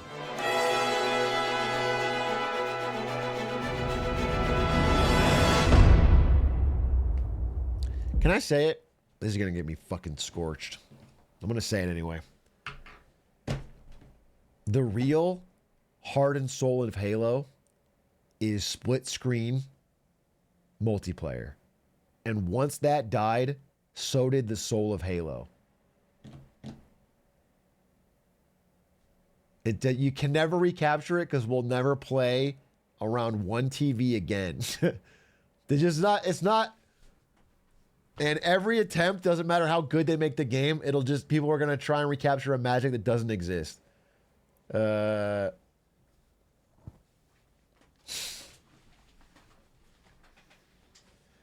being said, didn't Connor and Ludd play a bunch of Halo and have a good time in their challenge? I didn't see it, but I'm assuming. Maybe I'm wrong or I'm fucking old. But the only thing that excited me about Halo was the in-person. And when I think about playing it now, it's like, well, I'm just gonna play online. It sucks. So once Project Foundry had been approved, we took the entire creative team and we ideated on 3 locations, something old, something new, and something really alien. We had the Pacific Northwest, which is sort of traditional Halo biome. We were trying to shove as much foliage in there as humanly possible to make it really feel like you're on a hike in the, Cascades. The Coldlands, which was the second biome that we took on, it was more of a technical showcase where we could play with shaders, we could play with deformable. We got an icy mountain. What are we gonna call this fucking planet? The Coldlands. Landscapes and terrains. Unreal affords us more opportunity than we've ever had in the past. On the surface, it might just look all like snow, but how many layers of things combine to really give that winter look? And then our third biome was the Blightlands, which is any land that's been completely taken over by the flood. I wanted to give our team the opportunity to really express an alien world, a really alien world, taking something way further than they may have actually done in previous Halo games. What's impressed me about watching the Halo team work in Unreal is how beautiful everything looks, how incredible the environments look. I don't think we've seen anything quite like it in Unreal Engine before. Fortunately, we have a studio that's really passionate about Halo, about the look and the feel, and I think there's a lot of... All right, I get it. I swear to God, I get it. I scrolled ahead. It's just them kind of glazing. Make a good game. Make a good hit game, and then we'll all fucking, you haven't earned it yet.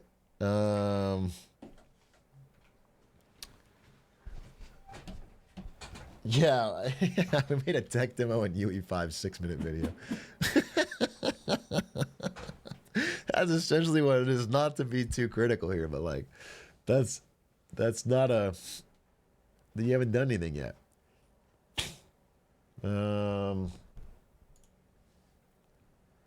Yeah, it's like the problem with the last Halo game was not that the visuals, right? It's not like everyone was like, "Damn, this Halo Infinite's a fucking great game," but it's just so ugly. That wasn't the problem.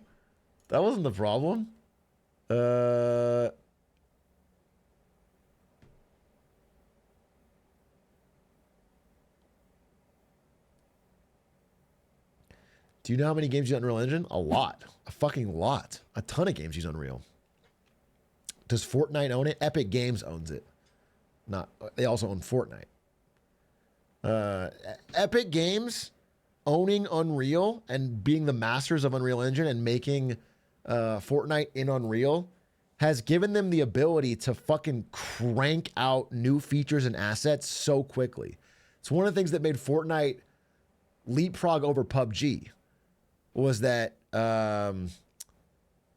Fortnite could have new features, new skins, new shit all the time, and PUBG was very slow to update. And that's why Fortnite fucking crushed. Gives them a lot of power over the street. Yeah, exactly. It's crazy because like there's so many things that give Epic Games unimaginable power and wealth, and they still squander so much of it on like the store, which is not which is a big money pit, and lawsuits, which are money pit, and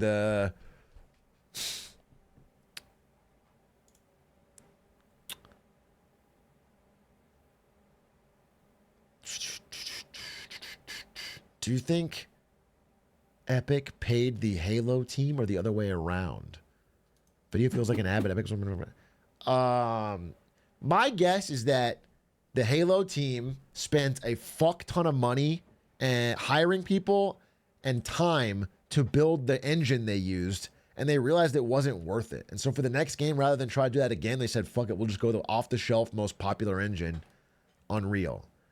And so they are just cutting costs and paying the Epic Games Unreal license. That's probably what they're doing. I don't think Epic paid for it, but it could have been part of a deal for this ad. I don't know.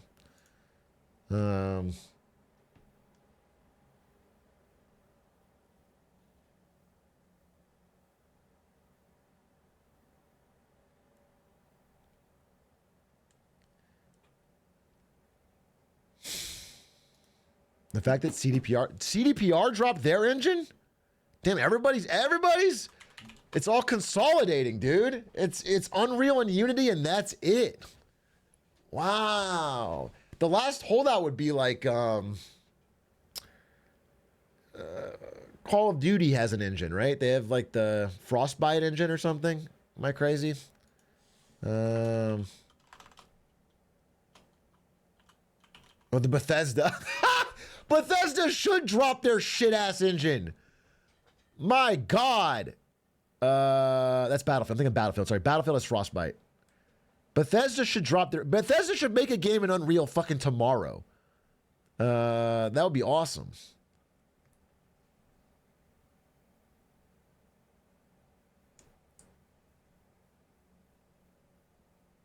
Resident Evil engine? That works pretty well, right? Resident Evil engine. They've made it work. They also use it for Street Fighter and Monster Hunter Rise. Interesting. Everything EA is Frostbite? Yeah, I think they just did that for proprietary, build everything in-house. Save money, Top to bottom, own the stack. Nintendo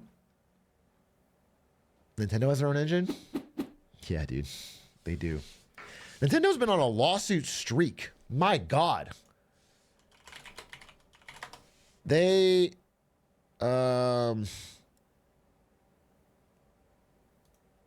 there's a Switch modder who is going to court with Nintendo without a lawyer. This is from today.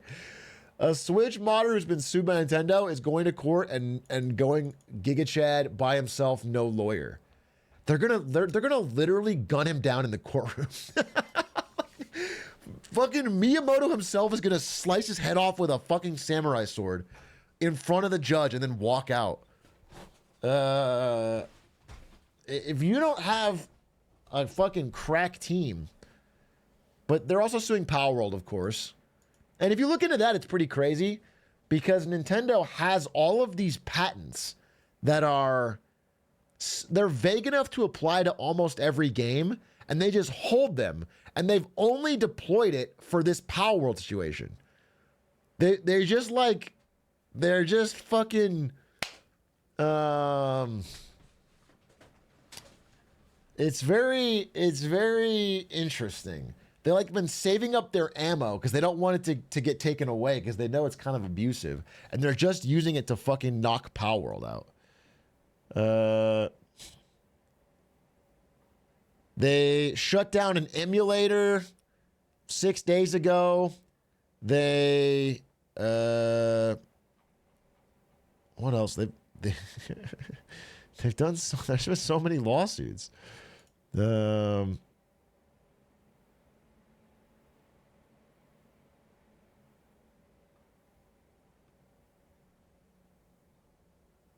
I'm sorry. Anyway, imagine if Nintendo spent money on making games. Well, they make good games. The problem with Nintendo is, like, if they made truly shit games, no one would be a fan anymore. But everyone, you know, they make a brand new great Mario, and everyone's like, oh, well.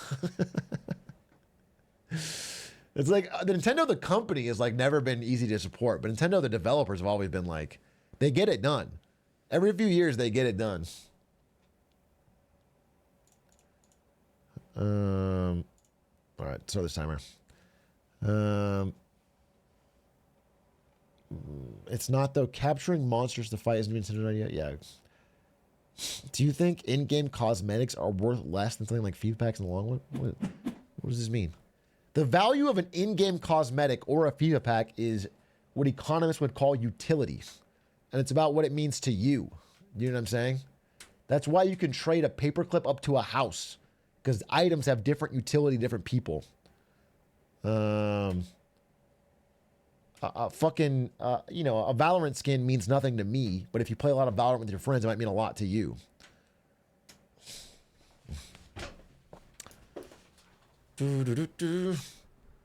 TLDR did a vid on Trump's crypto policies. Good to mention. I could watch this, but like the general idea, my understanding is that crypto is just a massive, massive campaign donator this time around. And that's why both Trump and Kamala, Trump more, but are like trying to say nice things about the crypto industry. Because they're putting a fuck ton of money in. Is raw beef worth a vertical jump? It's not about the beef, bro. It's about the chance of a better life. It's about the chance of escaping parkour noob tier and becoming a pro. A chance to make something of yourself. Okay? To not be stuck in the fucking slog of taking the chicken day after day. Do you understand, or you don't fucking get it?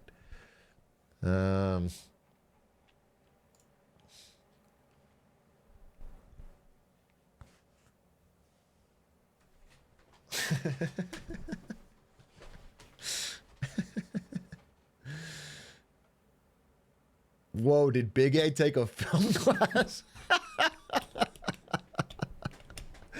Holy shit. This guy knows cinema. Holy shit.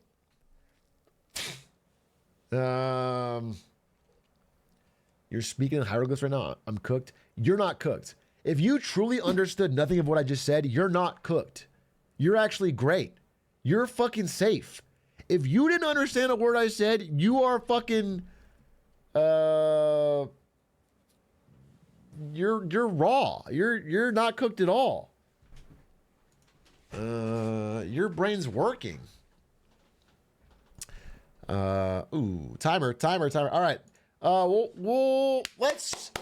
Let's go here. So I've been playing a lot of fucking League of Legends lately, which means I probably won't have slides until Wednesday. However, we have an age-old tradition on this fucking channel for a Marketing Monday that we can all enjoy, which is finding bad financial TikToks and roasting them. Yes! Yes! And so we've got a list here. You know what? One time for the one, I need to blow my nose. Let's watch the intro. Can I get a me in chat, a me Poggy? And gentlemen, welcome to Marketing Monday. Today, we are going back to an oldie but a goodie. Learning from the greatest minds on the internet.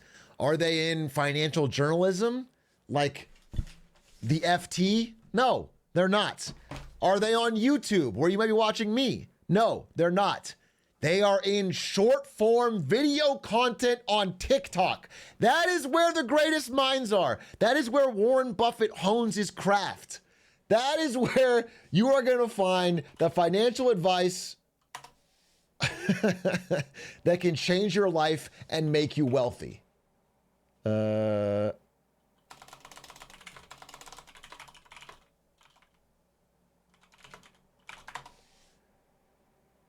Wait, there it is. That's why we are back to watching TikTok investors and giving our thoughts. Starting with,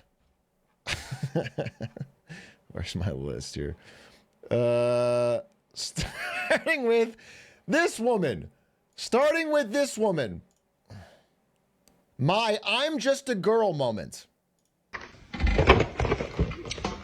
I'm an idiot, and here's why. My laundry machine takes quarters.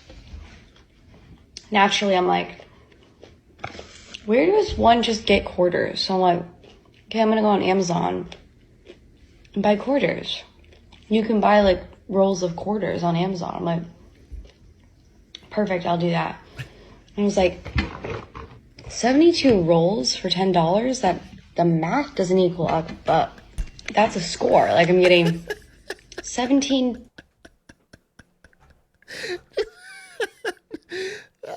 That's a score. How did Amazon not figure out this fucking loophole? This is fucking... We've cooked him, Jeff Bezos. 72 rolls of quarter sleeves with quarters in them for $10. Like, I'm like, okay, stupid. Amazon's losing money. I just love the idea of thinking, damn, dumbass, stupid ass, you're gonna lose money on this. We're about to bankrupt Get the package. Empty. It's just 72 plain. Of course it is! Quarter roll sleeves with no quarters in them. I don't really know what I was thinking. I fucking love that video. I love that video. Sue him. Yeah, sue him for deceptive marketing. This is how you make a mint, dude. You'll be getting all sorts of quarters. Sue him for quarters. That's so fire. What is this? Interest rates need to be higher. Bro just full ported our teacher's salary into a cute hippo meme coin. How does bro have $100,000 in his trading account? Oh my God, bro. Oh, hell no, man. What the fuck, man? Oh, it's the Mudang coin.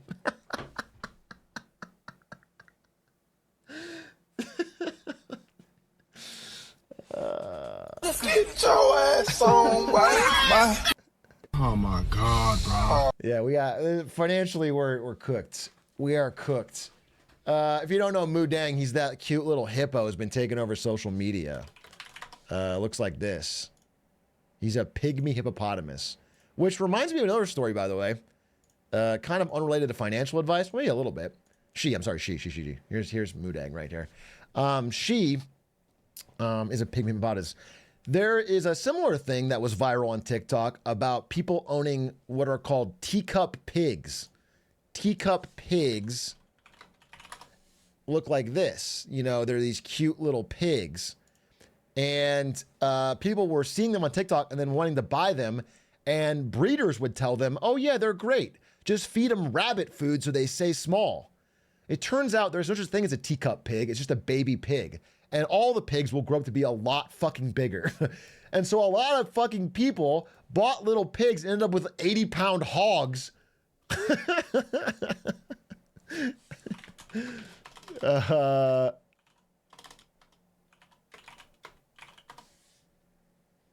Wait, here's the fucking article I saw. Let me just show you.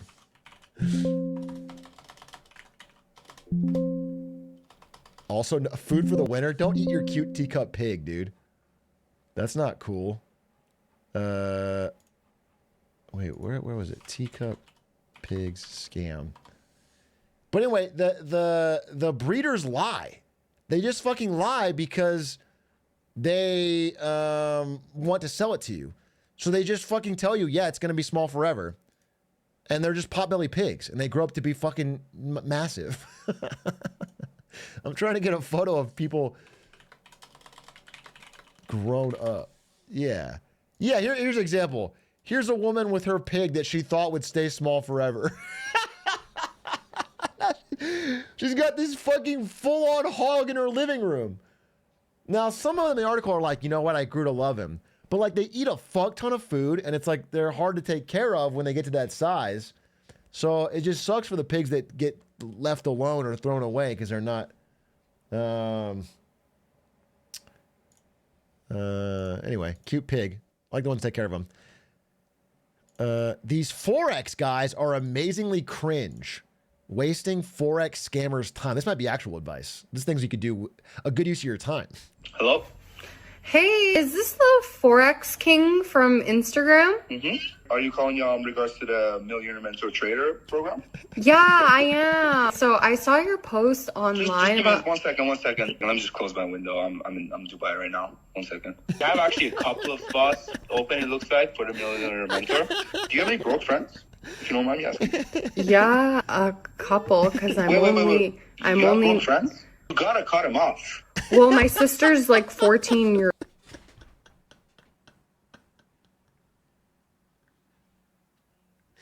So based, so true. In the intro call telling you should leave your broke friends. Yeah, no leeches, bro. No leeches. Don't want them around you.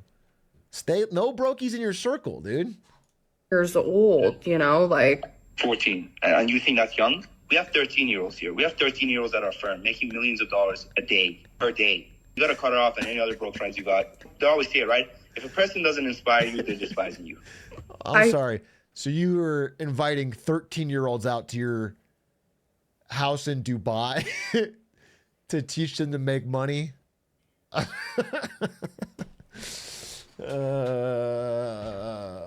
Interesting. I feel like you said that because it rhymes. No. What is this? If a person doesn't inspire you, they're despising you. I feel like you said that because it rhymes. No. I didn't even realize it rhymes. It's my favorite quote of all time. Do you want to make $1 million a month, like me and my team? What was your name? Fatima. Fatima, do you want to make $1 million a month? Yes. Fatima, say it with me. You ready? You're going to say, I want to make $1 million a month. I want to make $1 million a month. Chat, say it with them. Okay? That's the only way we're going to get rich. I want to make $1 million a month. You have to put it out into the world, dude. Again. I want to make $1 million a month. That's good. You can't make that with broke friends. You can't make that with no 14 broke-year-old so friend. True. Doesn't work like that. You need to keep your circle small, okay? Your circle needs to be so small, it needs to be a triangle. Like a pyramid scheme? Pyramid scheme? What is that? What are you talking about?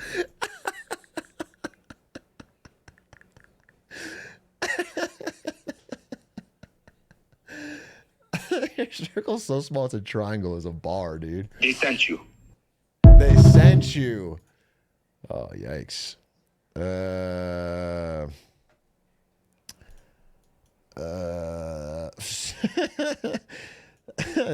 Speaking of interest rates being not low and too low, this one is about a crypto conference, apparently. Sell everything.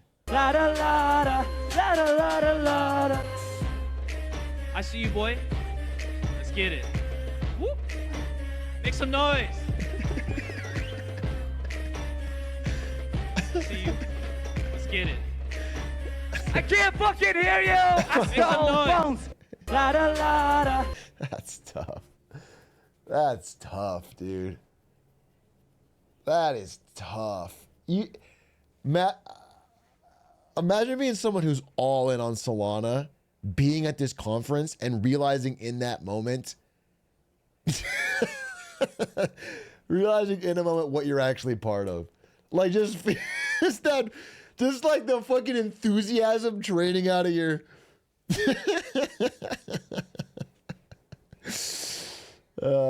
just feeling like, oh damn, this whole thing's a grift, bro. Right?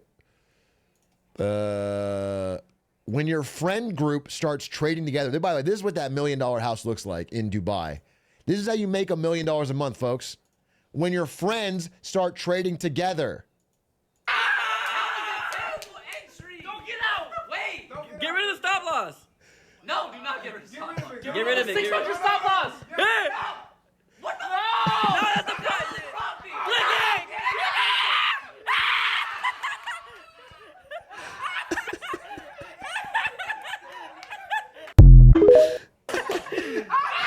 These people should be playing League of Legends, bro. What happened? What happened? They should be playing League of Legends. They're just gambling.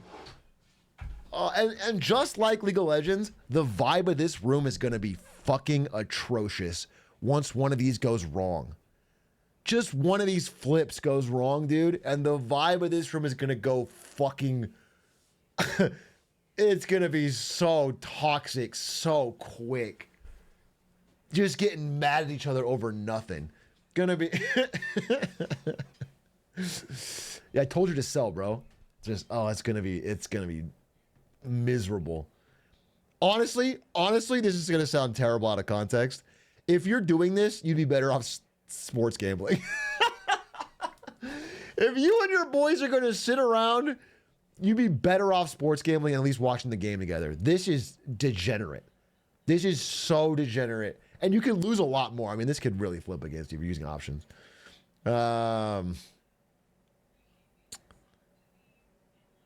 Oh, okay. So I don't even know if this included in a previous video, but there's a TikTok from 2022 that I think we did watch. I'm going to refresh you and watch it. It's a 2022 TikTok about real estate investors, and we just got a status update. So here is real estate investors from 2022. We're going to go back and rewind time. Early 22, if you can remember this is the kind of the peak. Late 21, early 22, the peak of true financial independence TikTok. Let's watch this and just get a reminder of where they were. This is how we went from 0 assets to $5 million in assets in our first 2 years in real estate. When we first started, we didn't know anything about private lending. So we were actually using our own money, buying one property, refinancing, getting that money back, buying another property, which was really slow. We got to the point where we maxed out how many loans we could have in our personal name, so we had to look for other alternatives. That's when we figured out the private lending game, and we took off like a damn rocket. When we started using a private lender, it was the same process of buying, refinancing. The only difference is, instead of doing one house at a time and waiting to get our money back, now we're doing multiple houses at a time, refinancing, paying the private lender back. This is how we went from... Brilliant. Brilliant, brilliant, brilliant. Take a look at it. So just take on a fuck ton of debt from any source you can possibly do it, including people at loan shark type prices. And you'll just pay it back as long as these houses keep going up in value. As long as they don't stall out, you know? Because then you're left with a ton of mortgage payments you can't make. Anyway, coincidentally, randomly, we looked up this guy's account. The Show Up Investor this year, September 2024. And they are now divorced. And he is selling a fucking course. Yikes. Yikes, yikes, yikes, yikes, yikes, yikes, yikes. Please don't follow this advice on TikTok, bro. This is not a free ticket to the idea that you've mastered the real estate game in 2 years with your brilliant idea of borrowing as much as possible and buying everything. People are so comfortable with debt on TikTok. They're so comfortable with the idea of like, hey, yeah, I have this massive monthly payment, but like, it's fine. Just think about it.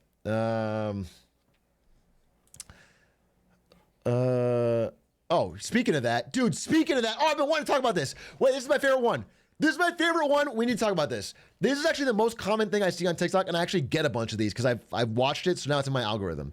It's people trying to unload the absolutely asinine car payments that they have picked up over the past few years of the pandemic.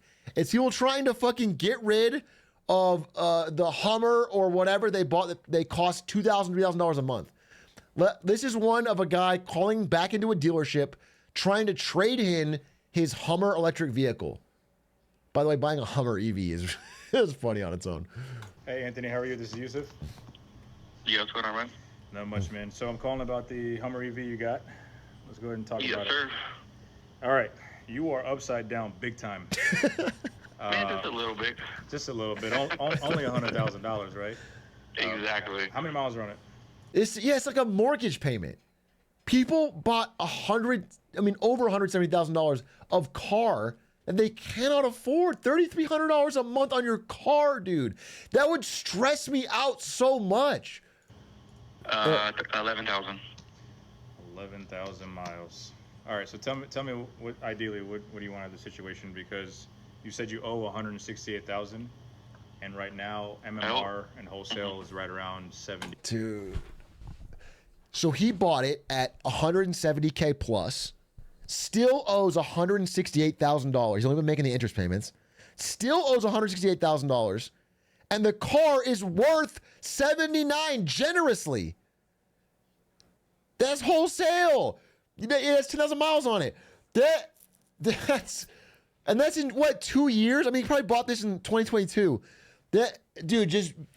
Oh my God, this is the one that makes me most, I don't know, sad, depressed, angry, and laughing at the same time. It's like this weird mixture because it's just more recent. I don't know. People have just gotten crazy with car payments. Auto defaults are rising. People just, I don't know what it was over the pandemic. Everyone got crazy with their cars. 79,000. Exactly, yeah. So like I said, I bought the vehicle, you know, when the Hummer first came out, essentially when they were marked up over 200,000 at the time, especially when gas prices were really high last year, and some for about last year. Dude. The car lost over $100,000 in value in a year. In 1 year. He sounds like he's about to cry. I feel bad for him, but it's just so, man, that's so dumb. That's so dumb. And also 1 year later, I mean, how much could your situation have changed? How did you think you could afford it? Dude, and also, this is my advice for people in chat, but like, if it's something this expensive, if you don't have the money, don't buy it. Outside of a house. A house, because mortgages have a unique thing. You can get a 30-year mortgage at a low rate, sometimes. Like, outside of a mortgage, do not buy anything this expensive on debt, dude. It's fucking 150, and I was the cheapest one in the U.S. at the time. And I jumped on it and got it. I actually had two vehicles. I had a BMW X6 that was brand new, and I had. I didn't hear this part. I only watched the beginning. Bro had two other vehicles. Had a brand new BMW and a Chevy Silverado. Bro had three. That's just dumb. That is actually just dumb. You know what? This is the American consumer that they talk about when they say, like, the American consumer is keeping the economy afloat. When you see articles like this one,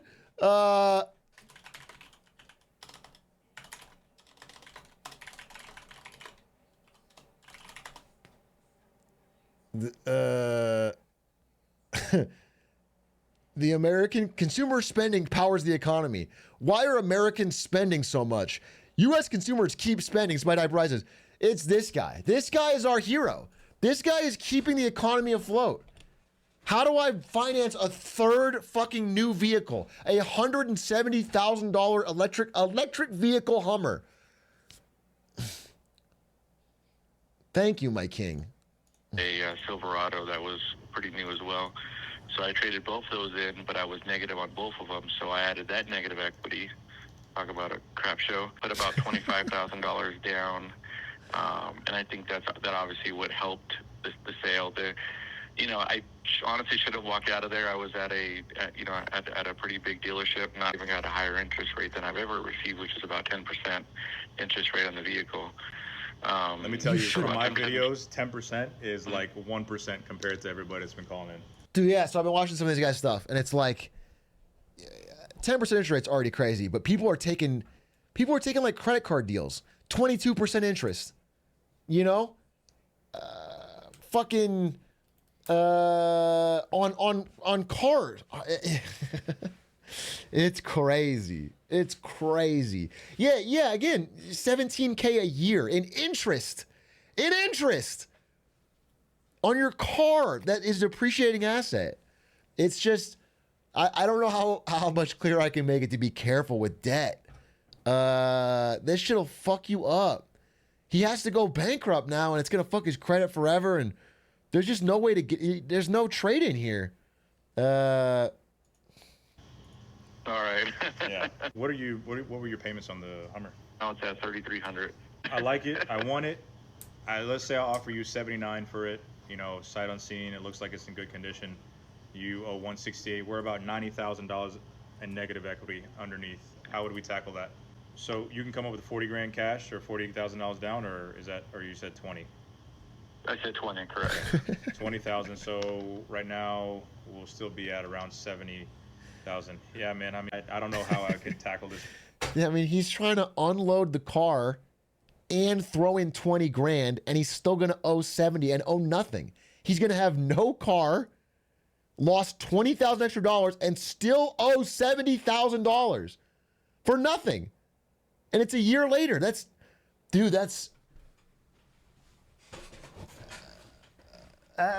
just tough, dude. I do feel bad. I know it's stupid. I know he said he should have walked away, and it's like, but that sucks. And maybe you just caught up in the euphoria and you just think it won't happen. I don't know. In 2022, when car prices were crazy, everyone thought, well, I don't know. Maybe it'll keep going up. I don't know. It's still so dumb. Down, or are you right now? We'll still be at around 70,000. Yeah, man. I mean, I don't know how I could tackle this for you, especially even if I referred you to somebody who could get you into another EV with even the incentives. Let's say there's $25,000 in incentives with your 20 grand down. Like you said, it's 45,000. You still have to roll over a good bit, about $30,000 more. So this guy wouldn't even do it. He's just so in the hole, dude. That sucks. And like, that's crazy to be so underwater so quickly on a. Anyway, that's the one I wanted to talk about the most, because I saw a lot of these, and there's obviously the repo reapers going crazy, repo and things. Auto loan default rates. Yeah, it's like we're seeing real rises in auto loan defaults. This even more than like how, like, you know, auto industry is not nearly as big as housing was in like 07 or whatever, but I'm just saying is like one thing that's hitting right now is clearly over the pandemic, especially people bought cars they couldn't afford, and it's hitting hard. Is now a good time to buy a car? Ironically, yes. So right now, and especially in the few months going forward, people are getting good deals on used cars, really good deals. Yeah, secondhand auto prices are going way down.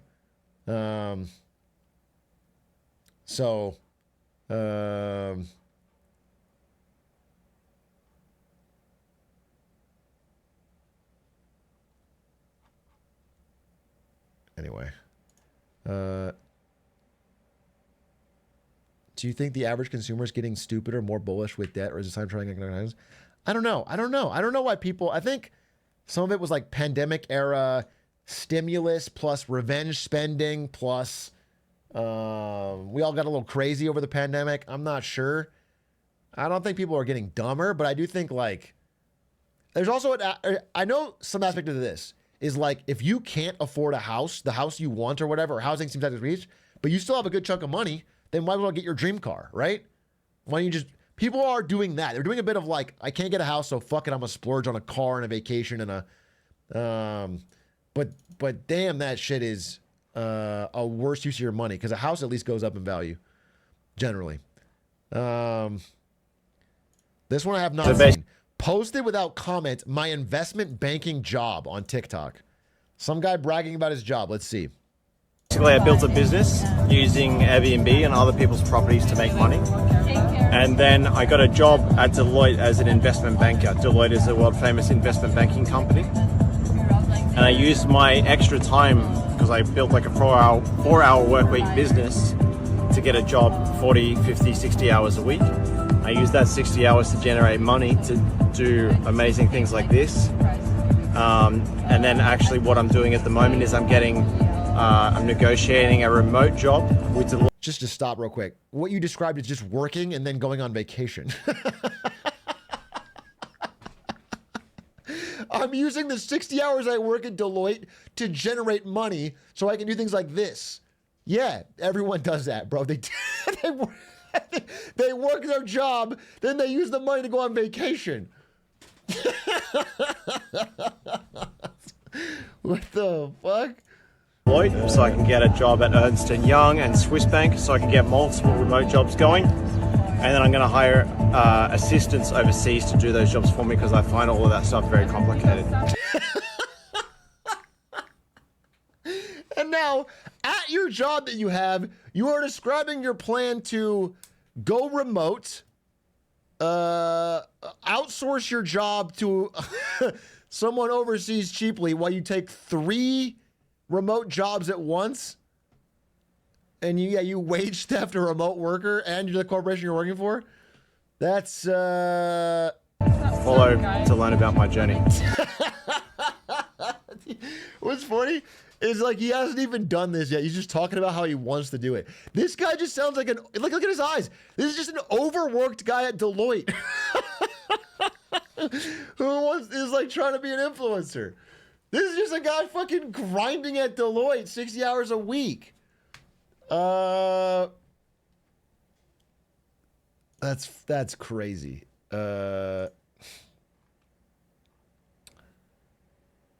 What is this? Oh, we talked about the chase glitch. Day in the life tech vids are back. Come with me to New York, Google, and Chelsea. I did not dress business casual at all. I even had my little kid. These videos are so controversial. If you guys don't know the discourse here, it's that it's people that get tech jobs, often young women, who make videos doing day in the life. And, you know, one thing that makes them easy to rip on is that the videos never include any work. They always only show the food and the perks and and it's a problem for people watching because they get mad because the jobs are well perked and they make good money and then they don't. It's just bragging, and it's like it hits a certain subculture. Also, they're kind of playing the algorithm because they're so controversial. They get a lot of clicks and everyone watches to rag on them. But it is like a standard, like, you know, email type job. Heels on. And these were not. The funny thing is these have been dead. Like, people don't make these as much. They made these a lot in 2021. This is a very common thing in 2021, 2022 TikTok. But they've sort of died off because, first of all, there's been a ton of layoffs in tech. And so it's a really, you know, if you did survive the layoffs, making one of these feels tacky. Makes tacky. So I haven't seen too many of these, but this is one, I guess. I went straight up to the 14th floor for some lunch. Started off with some shrimp salad, and it was delicious, and then some coffee, obviously. The vibe here was so much more social and so much more fun, and I kind of loved it. Got some Indian food and went outside, and then adventured the building a little bit, went into the game room. This Lego micro kitchen, amazing. Took a few apple cider vinegar and ginger shots, and they were honestly so yummy. And then a wheatgrass juice. Delicious. My intern friend from last summer. My feet are kind of killing me. Went back downstairs to get my laptop because I did have to do some work today. Then I kept adventuring a little bit and I met a few friends. And then obviously I checked out the view and we're just kind of sitting out here after work. Like, that's the only mention of work. Right? But I think it's rage bait. I think it's honestly rage bait. Enjoyed my little water and just sat here looking mean. So pretty. And I got a free pack of gum. Come with me to New York. It's algorithm bait. Yeah, exactly. Did we talk about the copper guy? I'm so sorry, but this is worth mentioning if we haven't. There was a guy on Wall Street Bets who saw the bronze medal at the Olympics and said it was such shitty quality that people were gonna divest from copper because bronze is 88% copper. So he shorted copper, which is like a global commodity, because of the bronze medal at the Olympics, and he lost his entire life savings. It's now down 8.5K. He's 19 years old and owes 8.5K. That's fucking crazy. And what's crazy is this is less bad of a financial decision than the Hummer guy. This 19-year-old kid's dumbest decision of his life is way better than the guy that bought the EV Hummer top of market. Way better. Way more recoverable. That's crazy. Oh, I'm sorry. He owes 56K. I apologize. Still not as bad as the Hummer, but pretty bad when you're 19. 56K. Yikes. You can be bankrupt that early, though. That's what you have to do. You can't pay it back. What is this? Inshallah. The only caption is Inshallah. Warren Buffett, I assume? Warren Buffett was once told in the 2008 crash, Mr. Buffett, you have lost $10 million today. Do you know what he said? He said, I haven't lost anything. I haven't sold. Me and Buffett have the same mindset. This did not happen. This did not happen. This is not a real quote. Inshallah, it did. Tens of thousands in loss on my Euro USD trades, but I haven't lost anything because I haven't closed the trade. No stop loss. We share that mindset, and inshallah, the markets will turn around and I will be profitable. That's the problem with these traders nowadays. Stop losses, closing their trades. Don't close, don't lose. Exactly, yeah. Holy shit, I take it back. He's the next Warren. Oh, shit. Source, my dumbass. This is everyone. Everyone's guilty of this, bro.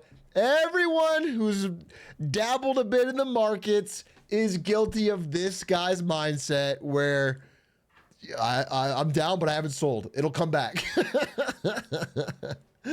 I'm down. I've lost money, but if I don't, I just got to hold and it'll come back. The market always goes up.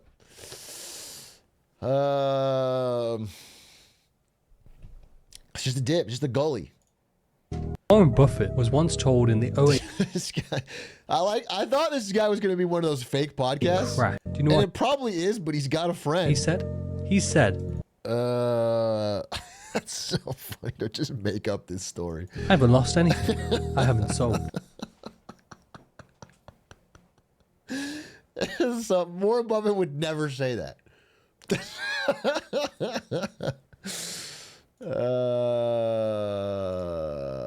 That's fire. That is fire.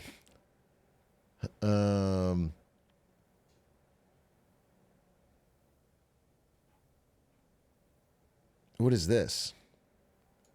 Holy fuck. What is this?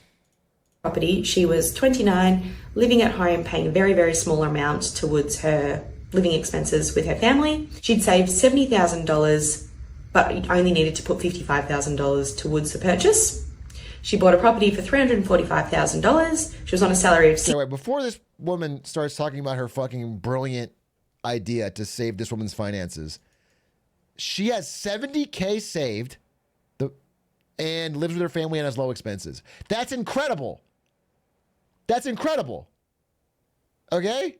$50,000, but only needed to put $55,000 to... Oh, it's Australian dollars? Oh, so she has like one fucking Vegemite sandwich. She's got nothing.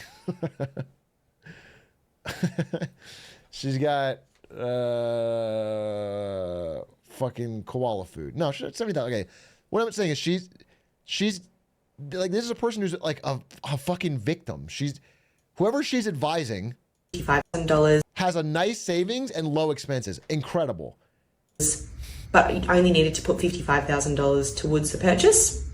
She bought a property for $345,000. She was on a salary of $66,000 at the time. A year and 4 months later, her salary had increased to $75,000-ish, 74 I think it was exactly. Her property had gone up in value by $110,000. She was able to extract $97,000 worth of equity out of that property, which when she then took off lender's mortgage insurance netted her $94,000 worth of cash available to her next purchase. We applied for a pre-approval for $308,000. So I just want, I know this is a little basic, but I want you guys to understand something.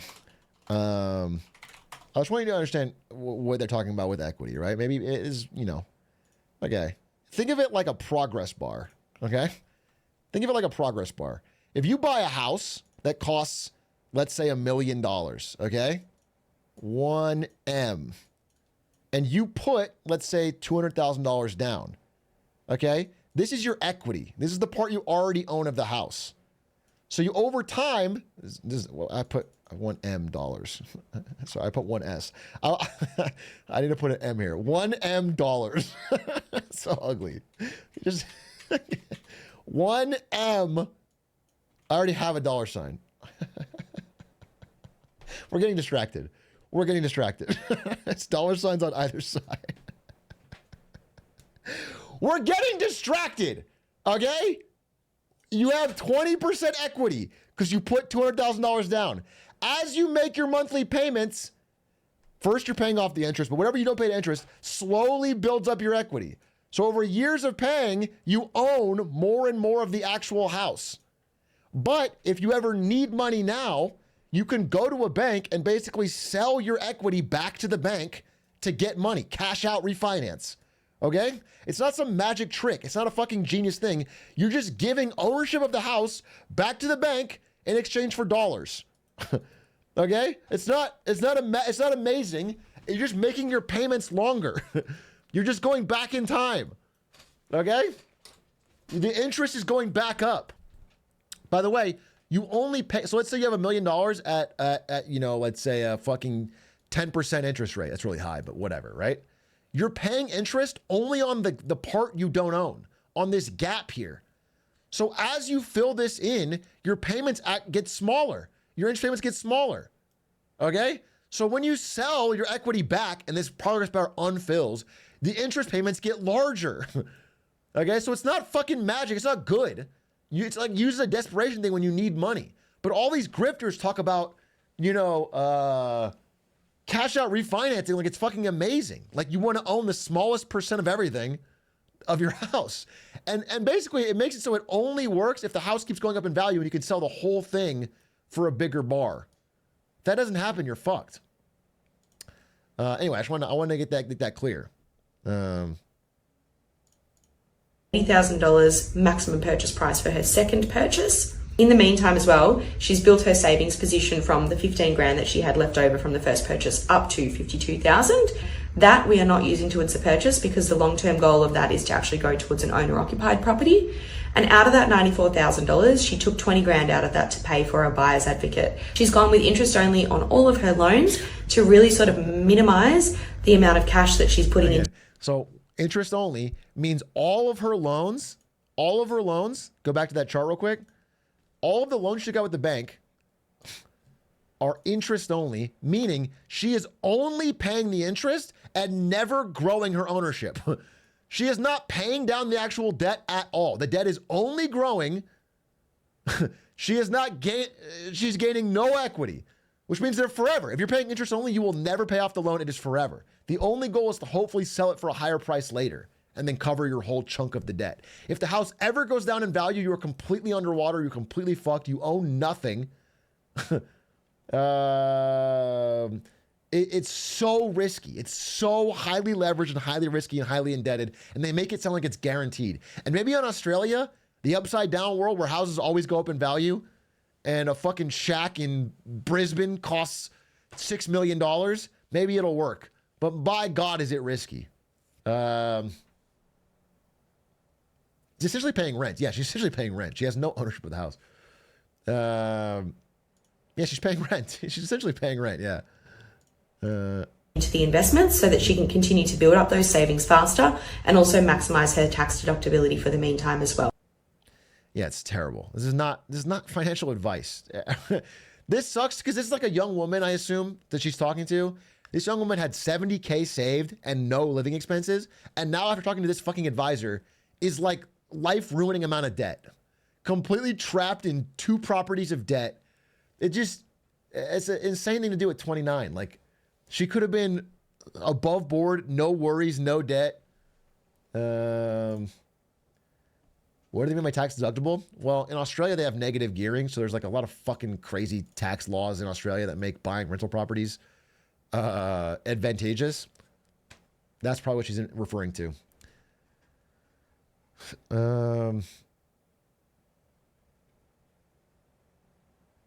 Yeah, good comment. Love how the excess mortgage proceeds are described as savings. Savings that you have to pay back. It's like you haven't saved any money here. There's no, you've just increased your debt. You have just a ton of debt.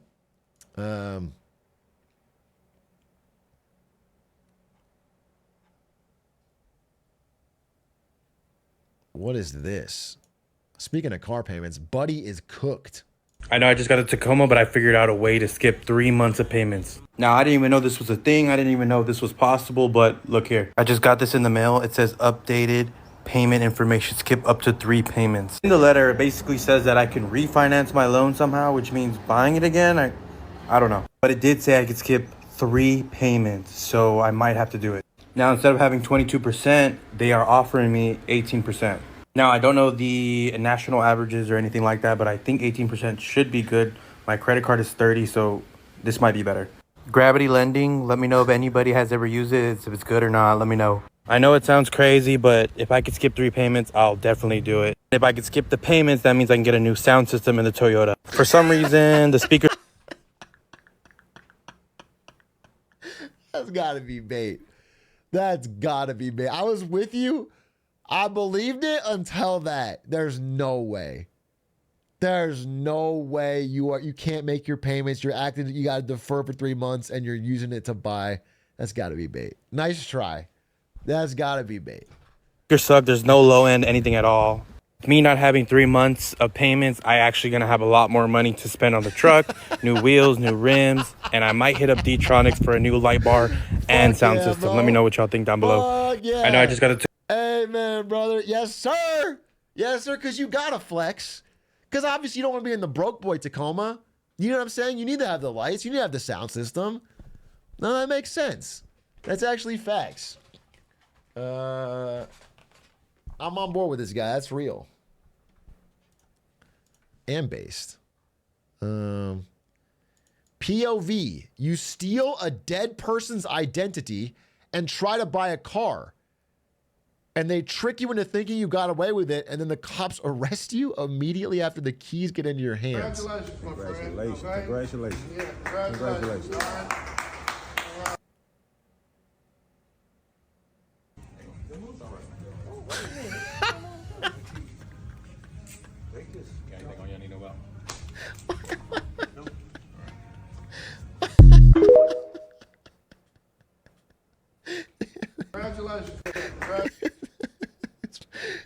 His face. He's like beaming with pride, dude. He got this. I don't know why this needs to be filmed.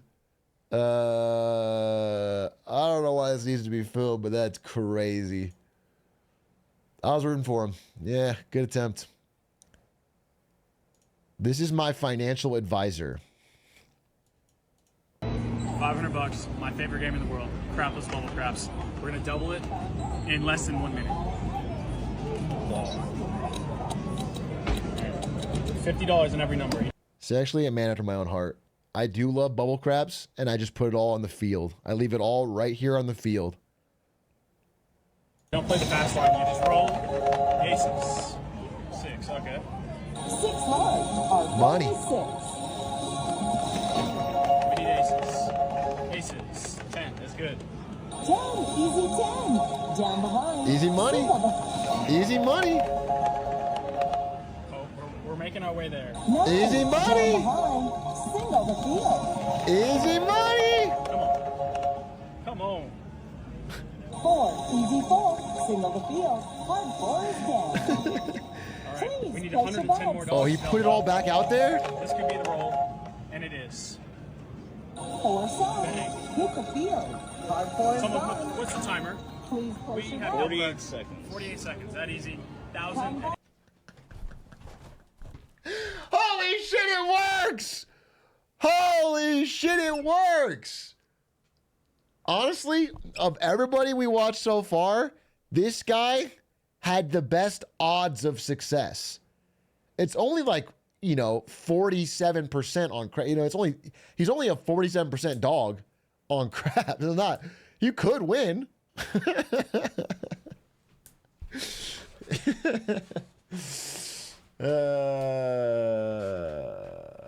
That's funny. But terrible ad. This shouldn't be on TikTok, bro. Kids watching this is so bad. This is such a bad lesson.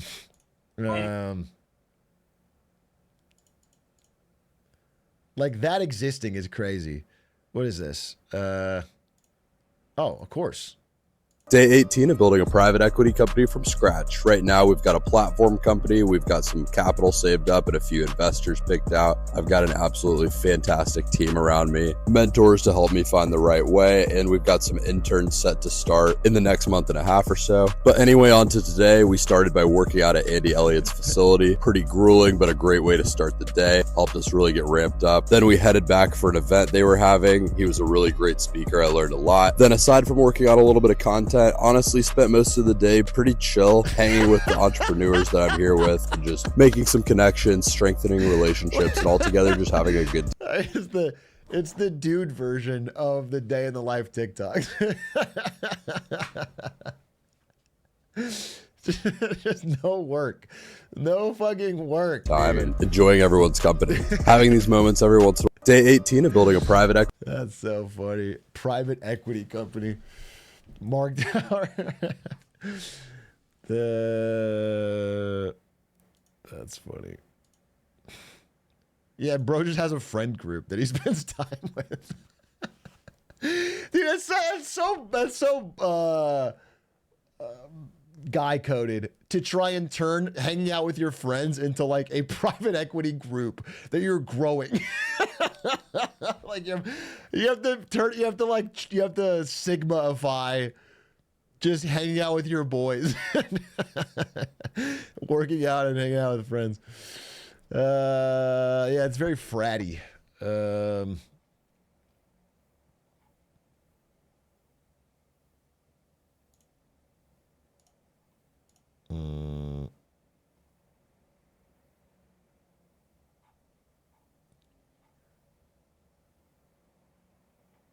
Let's see.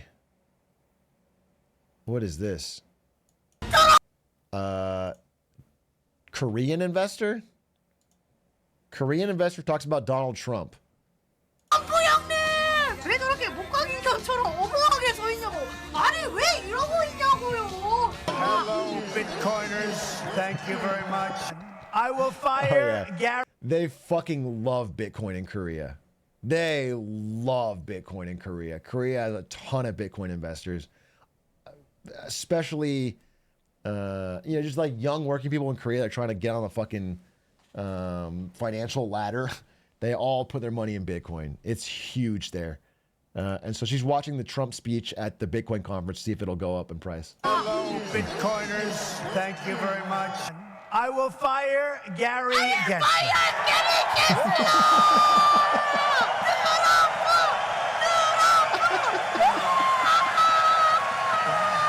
Never sell your pretend.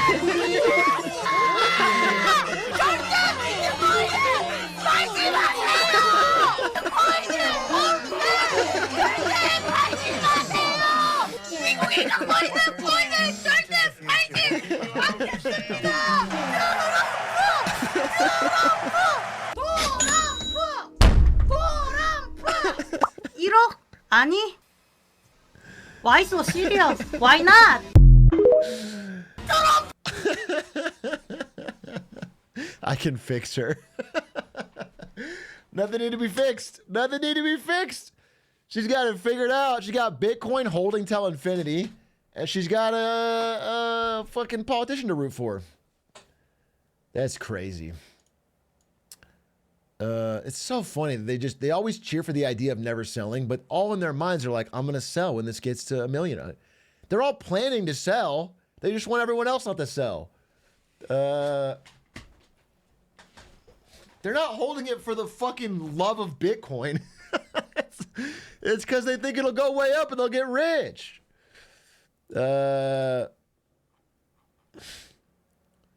Oh, this is not real, but by God, if you like watching, ripping on financial TikToks, or you just like financial TikToks in general, if you haven't heard of them already, Entrepreneur and Royce DuPont is one of the funniest channels on all of the internet, and they've included it here. So I'm gonna do one Royce DuPont. Fucking genius! How does he do it? How does he fucking do it? How is he 10 steps ahead at all times? This is how they got Diddy. Okay, let's not make the implication that Diddy was innocent and framed for a Sweet Green ownership. Let's not play into that.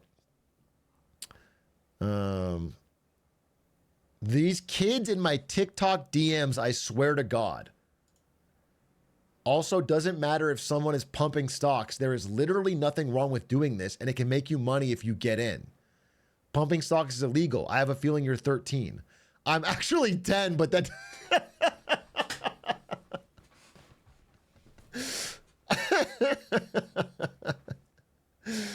Yeah, they're cooked. They're cooked, bro. They're fucking full on, absolutely cooked. Or they're not, or they'll make $1 million. Speaking of kids, a 13-year-old kid is telling you to lock in. Saw Donald Trump get shot, and he still got up from that. And some of you can't even get up from that comfortable bed you're sitting in. When are you going to understand that you need to lock in? You need to stop wasting time for no reason. This is actually so fucked. This is actually so jarring. A kid so brain rotted on TikToks that he's becoming a Sigma grindset influencer by the age of 13. He is emulating. This kid should be playing with his friends, dude. He should be outside. This is unironically sad. If you're still not making at least 100K a month, what are you doing with your life? Imagine how many things you could get done if you put your full potential to your goals. How proud your mom, your dad are going to be that they raised you. There's no way this guy has a normal family life at home. This is sad. This is so sad. I feel bad. Someone is not giving this kid something that he needs. Your phone is the reason that you're getting distracted. Why are you still consuming content in 2024? Stop getting You're making content. You're making content. Distracted and do the hard work already. And I know that it's not easy, but I'm going to help you, bro. For now, all you need is my help. Just comment. Dude, so much worse than just making a Sigma grindset TikTok is the implication that the person listening just needs his help. Just needs his help. This 13-year-old child's course. The word DM, and I'll help you with whatever you need. You saw Donald Trump get shot. This dude got me. Anybody got his course? Anyone in chat can confirm if you tried his course? Has it helped you out? Has it changed your life? Are you making $1 million a month now? Average Atrioc viewer, hopefully.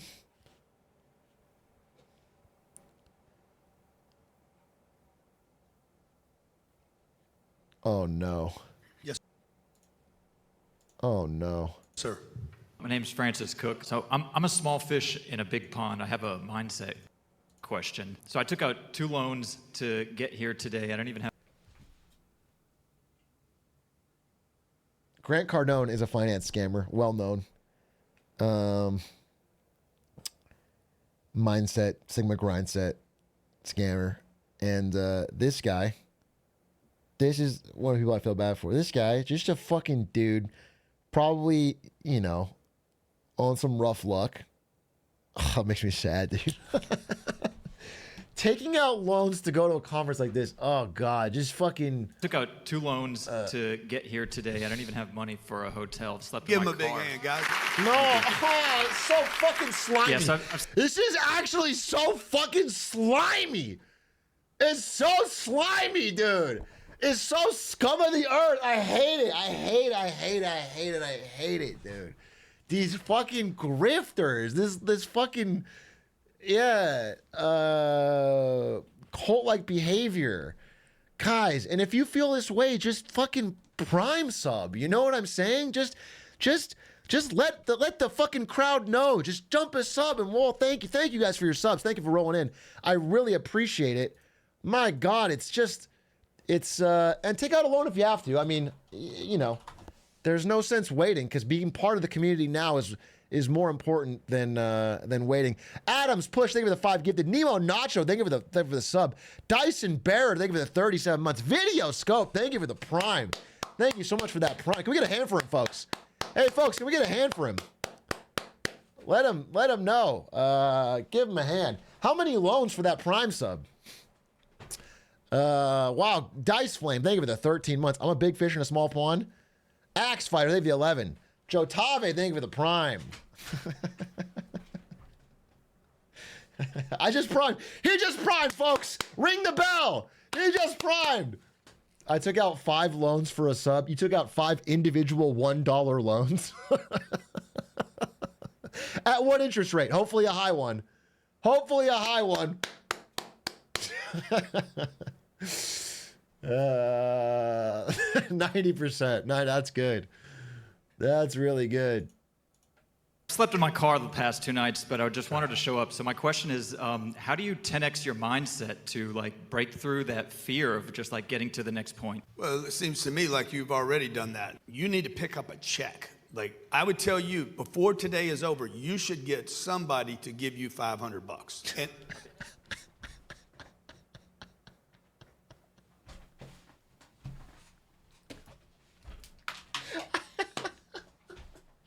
I don't even know what to say with it.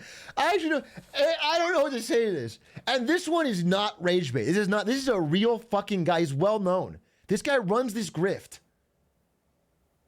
That's crazy. Telling some dude who took out 2 loans to come and see your course, this is his one moment. Everything's riding on this advice. Telling him, yeah, you should probably get someone to give you $500. I can't. Is rage inducing. That's crazy. There we go. All right. Well, that worked. So somebody asked, what do I do? Hold on. I'm sorry. Did he give him $500? There we go. today is over, you should get somebody to give you $500. And there we go. What happened? All right. Well, that worked. So somebody asked, what do I do? Hold on, bro. Bro, do not talk through the close.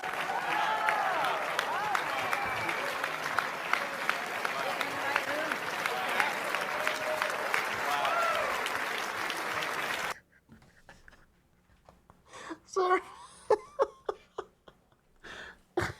Oh, fuck. So everybody around him just gave him money?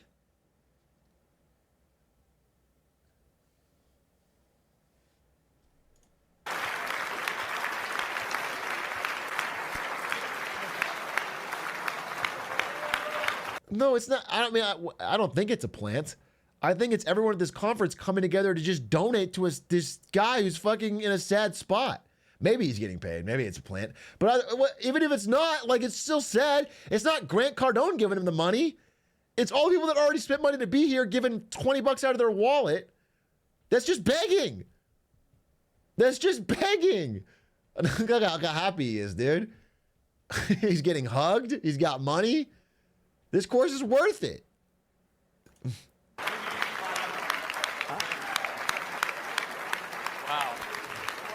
I didn't promise him I would do it. I never met him, don't know him. And I just gave him the most valuable thing in the world, dude. Attention. Oh my God. I have to quit my job. I can't do this anymore. I can't give somebody attention from Prime Sub after he said that fucking line. It makes me feel fucking slimy. Everyone on sub. Well, don't actually on sub. In fact, sub twice as much and we'll just power through. We'll power through. We'll power through, dude. We'll power through. Well, you know what? I'll get over it. I'll get over it. That's a fucked up thing to say. I think that guy's actually a real slime ball. And I also, you know, but credit where it's due. Taking out 2 loans to fly out to a fucking conference. Not gonna make it. Cooked. That's not. That nobody forced you to do that. That's not good. He got money in hugs, bro. Do you even think? I mean, they gave him a bunch of money out of their fucking wallet, but like, look at it. It's 10s and 20s. It's 5s and 10s. Does this add up to what the 2 loans he took out to be here? To the cost of the course plus the flights? He can't afford a hotel. This dude's not set for life. He might be able to get some food in a hotel tonight.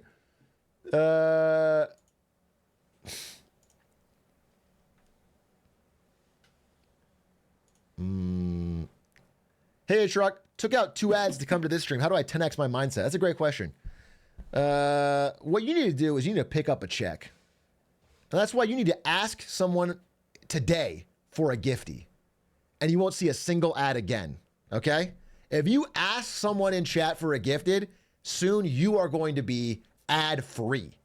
Get out there and hustle. Make it happen. I want my chat to be 99% people begging for gifted. Because that's a good community. That's how you know you're in a good community of like-minded individuals. It's people constantly begging. Okay, stop. Sorry. All right. Anyway, I think we'll do one more. This is a fire. This is a fire round, but wait, we actually got 2 more. We got one about a 12-year-old landlord. I gotta see this. And then we got one about I don't know. This one's got a vague caption. Let's see the 12-year-old landlord.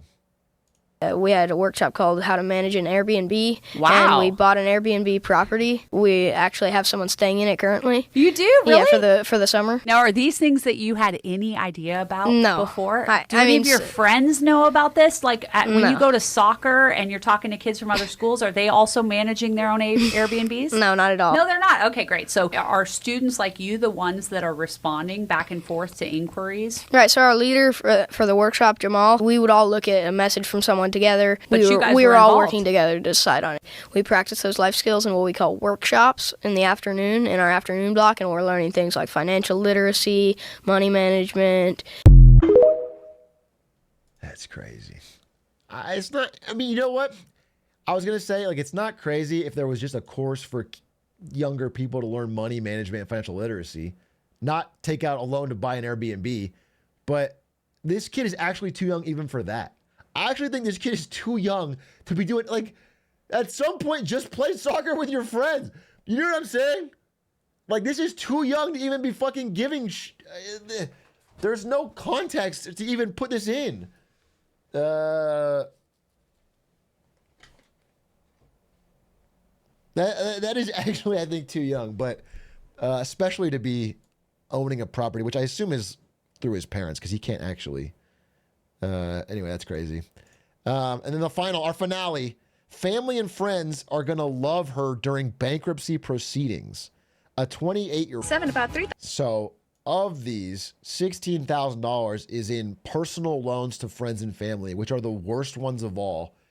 Because, you know, you could always declare bankruptcy on the other ones and ruin your credit or whatever. But like, if you borrow $8,000 from a friend and never pay it back, then you've lost that friend. That literally just burns a relationship for, like, it is so cancerous. You can never, that is such a fucking good way to make money. Think of all the friends in your life. Each one of them, it's an $8,000 paycheck minimum. And you have to hang out with them. You get more time for league, more time at home. When you are hanging out like at a family gathering or group of friends, you shouldn't be seeing, people you want to spend your life with. You'd be seeing dollar signs. You should be seeing fucking floating dollar signs, each one of them. This is how Slicker, the Slicker method. This is him on TikTok. Seven, about $3,000 to individual people that I'm going to pay off this month. So what am I doing sitting here? What should I do if I don't have any friends? That's a great question. What is the number one reason to make friends? To make money. So get out there and have hobbies and interesting things and do that to make friends so that you can later borrow money for them and not pay it back. That's the idea, okay? Like maybe join a local rec league, play some fun basketball or hockey or whatever, make some friends, and then over time build up that trust so you can get exactly $8,000 out of them. So calmly when I owe so much money. Well, let me tell you, stressing about it is not going to make it better. So I still enjoy my coffees and I get my healthy meals from every table. Every table sponsor me. And just because I am dead. I thought it was an ad. But it's worse. It's an ad that you're asking for. I've never seen. You didn't have to. It's got the photo and the. Sponsor me. First timer, I'm obsessed. They're healthy. This is an ad. This is an ad they didn't pay you for. And just because I am debt doesn't mean I have to look raggedy. So I get clothes from Shein like every maybe 4 months. But here's how I'm going to fix it. I'm considering declaring bankruptcy. I know a lot of people who did it and now they have perfect credit. And that'll erase my $25,000. My student loans, I know they're going to get forgiven. Okay, but it doesn't erase. But it's fine. It does not erase the fucking $16K that you owe to friends and family. You have made no discussion how you pay that. Queen shit. You know what? Queen shit. Queen shit. And she ain't looking raggedy, okay? She got the outfits. The fit is on. Well, I hope you guys learned something. I hope you... Can we all agree we're walking away a lot smarter? We've picked up some financial knowledge. Okay? It's all in here now. More debt, more courses. Listen to 13-year-olds. Get $500 end of the day. This is good. Thank you again, TikTok, for the financial advice. We'll see you next time. Maybe a buy YouTube for the fans.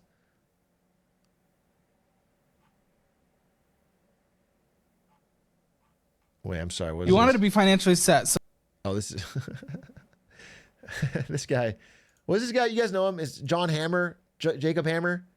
Then we're not including this in the video because he's another YouTuber, but this guy's channel is he brings people on to explain their finances and kind of roast them.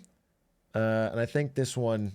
you wanted to be financially set, so you did trading crypto. Yes. I turned 40,000 into $500,000 in 10 days. I'm using a lot of tools, fundamentals, trading charts, and I'm also using astrology. All right. Was that a joke? No, seriously. The two biggest black swan events in crypto, FTX and Luna, happened on the day of the eclipse in Taurus and Scorpio, which is the money houses. Yeah, it sounds like there's always something at any time always happening, and when things happen, we can assign it. This guy's a hater. I'm sorry, Mr. Hammer, but you're an official hater because this guy's showing you proof that he can make money, and it seems like you're, I don't want to say jealous, but sounds a little jealous. Assign it to be that, even though the universe is random as. The man who invented our phone, Steve Jobs. Yep. He went to India to study Vedic astrology. Sorry, I don't mean to shit on you for astrology. No worries. That's always been one of those things where it just kind of annoys me a little. What went wrong? So I bet on the was- wrong star. Because of the FTX and Luna, I lost 70% of my portfolio. Well, I thought you. But then, because of my ADHD, the only way I could trade was when I was on excessive amounts of stimulants, caffeine, yerba mate. When I'm on that, it's like. Wait, if he you doesn't gave call it me a out? Like what? I thought the whole point of the astrology was that you could predict those events. You can only predict them after the fact. sniper, I would have made the shot. I had that level of focus. I could have made 1.7. All of trading is, yeah, if I did the other thing, this would have happened, but that's not how. Yeah. Yeah, it's tough. That's tough. But anyway, the beginning part, this guy, so he turned 40K into 500K and then lost it all. Okay, fine. But there was a guy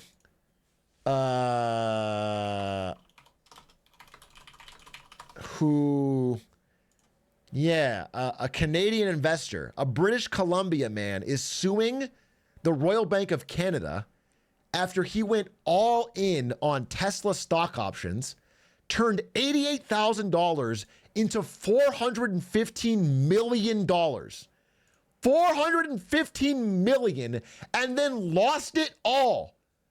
And you know how he lost it all? By continuing to bet on Tesla. He just kept doing it. He couldn't cash out. And he is suing the Royal Bank of Canada for not telling him to stop. He's basically saying, hey, I had $450 million and you did not tell me how to manage my wealth correctly. You let me keep gambling on...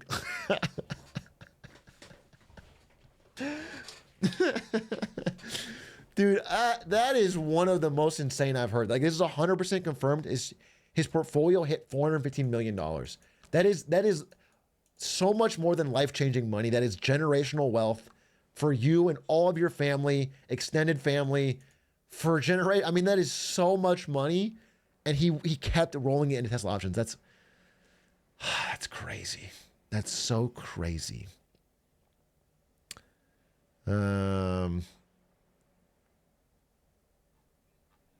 Absurd, bro. Absurd. So crazy, just might work. Atrioc, can you explain what the rates are being cut when the Fed makes rate cut? Yeah, I will. Can I make a real quick, brief primer here? I think this is worth doing because I talk about rate cuts a lot and interest rates, and people might not understand it, and I could do super quick, and I think it would help a lot. So I want you to imagine you have like 3 friends, okay? You have like 3 friends. Uh-huh. This is like a dream for some people. Imagine you have 3 friends. Already lost me. Can't. Already lost me. Okay, but imagine. Let's say it's Steve. He's got glasses. It's Jenny. And it's fucking Bob. Bob's got long arms. Okay? Steve, Jenny, and Bob. Okay? And Steve, your friend, he's got a $400K a year job. He's got a great job. He's extremely responsible, meticulous, on time. Every time you've loaned him money in the past, he's always paid it back. Steve's that dude, okay? Then you've got Jenny. She's got, $80K job. Maybe a little slow to pay you back sometimes, but generally always gets it done, Always gets it done. Maybe not super responsive, but gets it done. And then you have fucking Bob, long arms Bob. Bob is unemployed, sort of trades crypto, not very good at it, and almost never pays you back or is always late, always has excuses, all right? Bob's got problems, medical problems, by the way I'm driven. I'm sorry, Bob. I wish you didn't look like this, bro. That's not what I meant to do. He's also got a fucking monster hog, apparently. Okay? So I want to imagine this, all right? So if you're going to loan $100 to any of these people, you would ask for different... let's say this. Let's say if you're going to loan $100 to Bob for a year, and he goes, okay, in 1 year, I'll pay you 105 back. Now, for friends, there's no interest, so it's probably a bad example, but imagine they're kind of strangers. You just know of them, but they're strangers. So, okay, you go for Steve. Steve, I'm going to give you $100, and in 1 year, you're going to give me 105 back. So you have 5% interest, okay?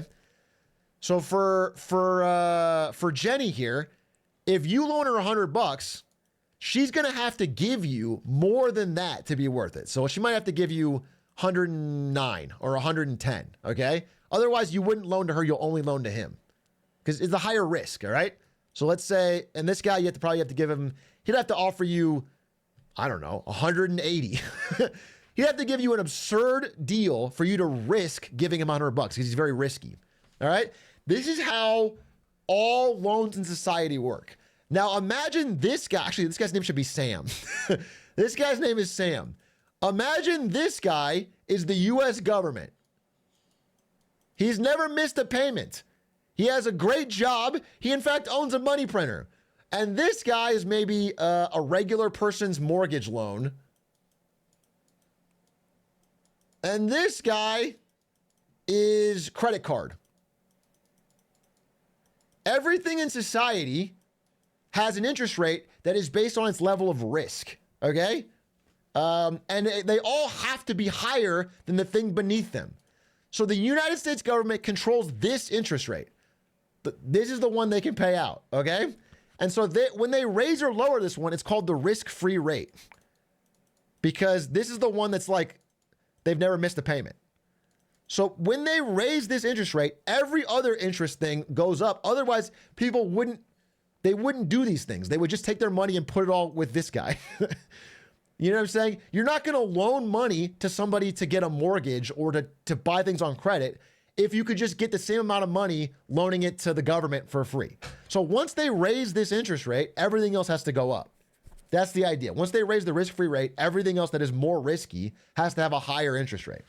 I think that's the idea. And so when they lower it, when they lower this, when the government lowers this, and they make the amount of money you can get by investing in government bonds or borrowing from the government to be like only 101, or let's say if you loan money to Sam, you only get 1 penny. Okay? At the end of the year, after loaning it to Sam, he gives you 1 cent. He gives you your money back in 1 cent. Well, then you're like, fuck, dude. Like, this is so little money. I should give it to something riskier. So when the government lowers interest rates, it's basically incentivizing you to go out there and borrow money and do more, to loan money to more risky things. That's why 0% interest. Oh, it's probably 0.1. Sorry, you're right. You're 0.1. You're right. Correct. Lowering interest rates basically increases, risk, increases speculation. That's sort of the idea. I'm just trying to give you like maybe a layman overview, but that's the idea. That is why the government changing the risk-free rate, the interest rate, has effect on everything else. It's why your car payment goes up, your credit card payment goes up, your mortgage payment goes up. It's why businesses that only make a little bit of money each year start failing. If you're a business that basically takes $1,000 and turns it into $1,002 in a year, if you're a business that's basically flat, you're going to go under because everyone that could put money with your business is just going to go and buy government treasuries and get 105. That's the idea. Okay? A high interest rate environment is one where there's less speculation, less gambling, less, crazy tech startups. But those businesses exist when this number is really low because they have to find a way to put their money that makes some kind of return. Anyway, little answer. Sorry if I went too in depth. So higher interest rates are better. It's not better or worse. There's a mythical number called R star. It's a financial term called R star, and it's like the dream rate. It's like what the Federal Reserve is always chasing. R star is like the idea of the perfect neutral rate where everything is balanced. And they're always trying to find that. They're trying to get the interest rate to that R star. R, it looks like this. I'll type it in chat. R star.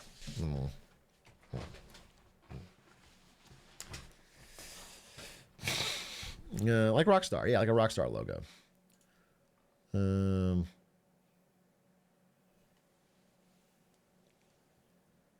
If the risk-free rate is low, doesn't that mean fewer people are buying bonds back to US debt POV? That would be no. The risk-free rate's the one they set. They just decide it. They just set it. If you're talking about like the 10-year, then no. The higher yield is no one buying it. So it's the opposite.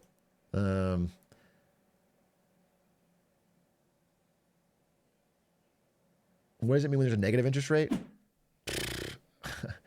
Some Japan shit, bro. It means your economy's fucked. It means you're so in debt.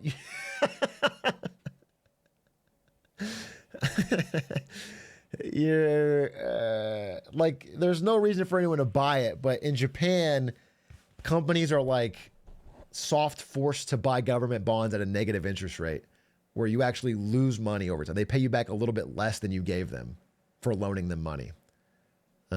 It's safe. It's a guaranteed tiny negative return. But it's not hopefully we don't find ourselves in a negative interest rate situation because that's a really bad sign. How could R star exist if the market is inherently cyclic? It just means R star is not the same number. It changes over time. R star in an environment of like high inflation might be a high number. It might be like a huge interest rate to cool things down. And then in an environment where there's like low inflation and low growth, it might be a hot, a lower number to try and it's situational. It's not like a hard number that they're just trying to find. It's like it's by the moment they're trying to find it. Can you explain the plot of The Mummy? So an adventurer named Rick O'Connell is living a life in Egypt as sort of a wild man. And he is nearly about to die for crimes when a young librarian named Evie saves him because of his knowledge of Hamunaptra, which is an ancient Egyptian city thought to have long disappeared, where a man was entombed for sleeping with the pharaoh's wife. Okay? And so Evie and Rick O'Connell, as part of the bargain she gets for saving his life, he takes her to Hamunaptra, where while they're exploring, they accidentally uncover that ancient mummy who comes to life to unleash the 12 plagues of Egypt on earth and recreate his long dead wife.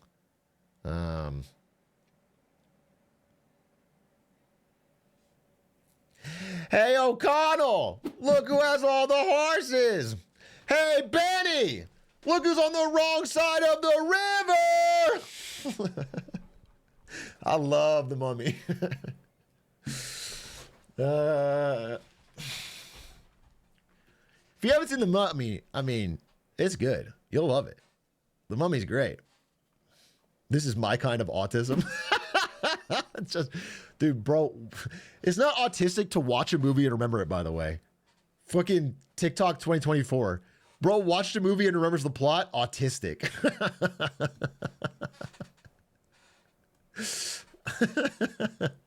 Bro didn't doom scroll the whole time and forget everything.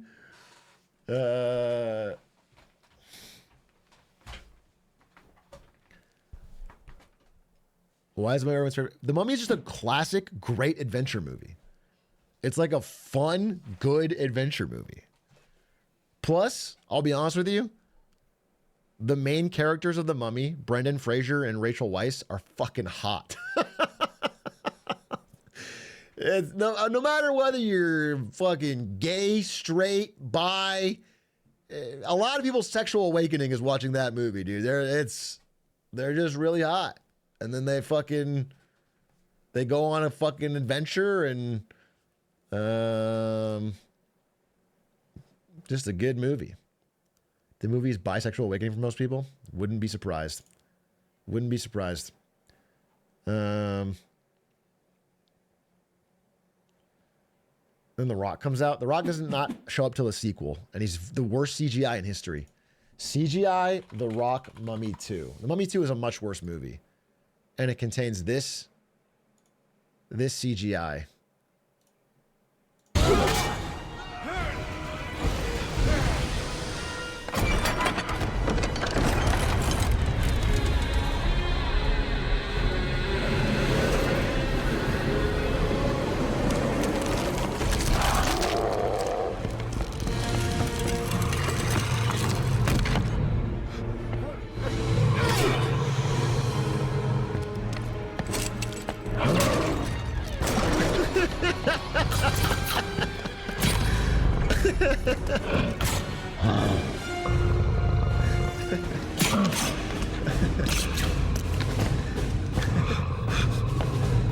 This is how it feels when Stan's Skarner pulls up to the rift. You know what I'm saying? For real, for real. You know what's fucking crazy?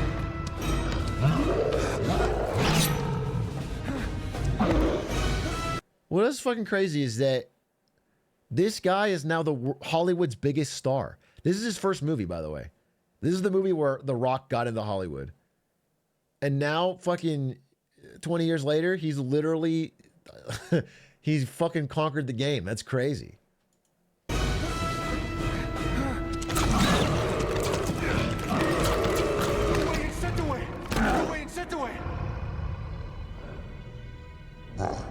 Bitch ass Hotep.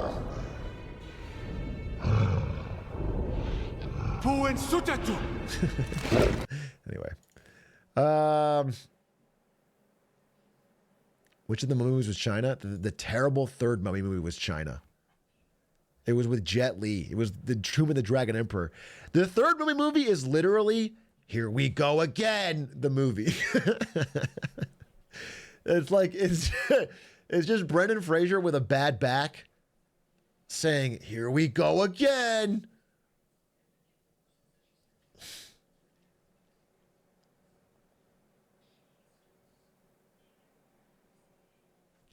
Quick league for the fans. I got nobody to do it with, bro. I'm fucking alone. Nobody wants to duo. I can't duo with fucking Lud. How's he doing? How's Air Coots doing? Air Coots OPGG. He's been grinding, right? Let's take a look. How's he doing? Let's see if he was getting boosted or not, huh? Okay. Okay. These aren't great. This is good, though. This is really good. Well, 12 and 10. Still pretty good. Leader. Victor.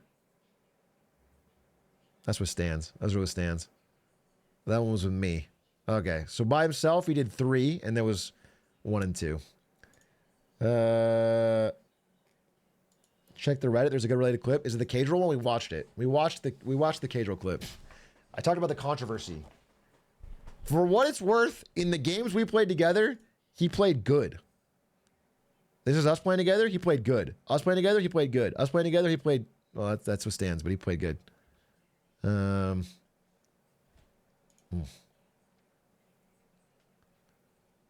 it with Linkus. Linkus, are you in chat?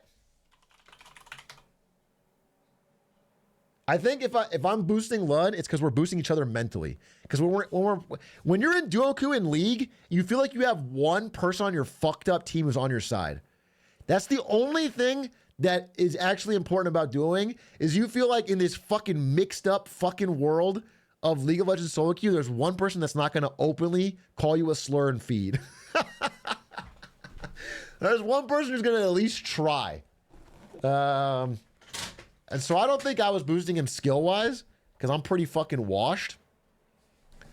But I was boosting him by having a good attitude. Linkus says, I know how to play Nunu and Cho'Gath if you need me. My last game was 2015, so obviously I'm sick with it. The problem is, Linkus, I would love to duo with you, but you don't have a rank yet, so it won't let us.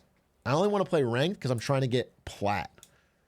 I would play with you. I don't care about skill, but I can't, it won't let me. And you're also EU server.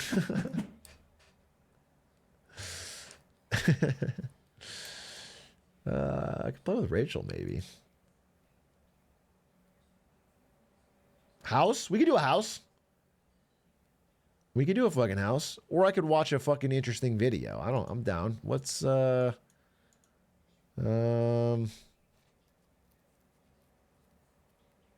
think there's a lot of house energy. We could watch a house. Fuck it. Fuck it. All right, let me run an ad.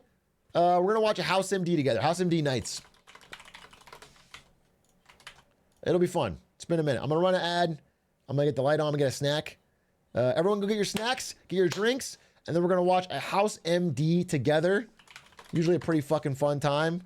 Kind of just, But first, before we do that, before I leave and get a snack and play the ad, let's check when this episode aired, so we can get our mindset in the right place, you know? The important thing is to get our mindset in the right place.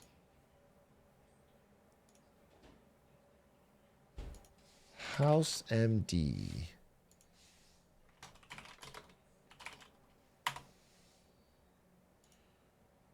You ever played Red Dead 2? I haven't played Red Dead 1 or 2. I think I'd like them, but they're such a big experience. And they're not really good for stream, so I don't know when I would do it. Ooh! Oh, dude. There's one coming up called Recession Proof that I really want to watch. We have to get there first. This one's called You Must Remember This, and it came out February 13th, 2011. What were you doing in 2011? The #1 song? Shit.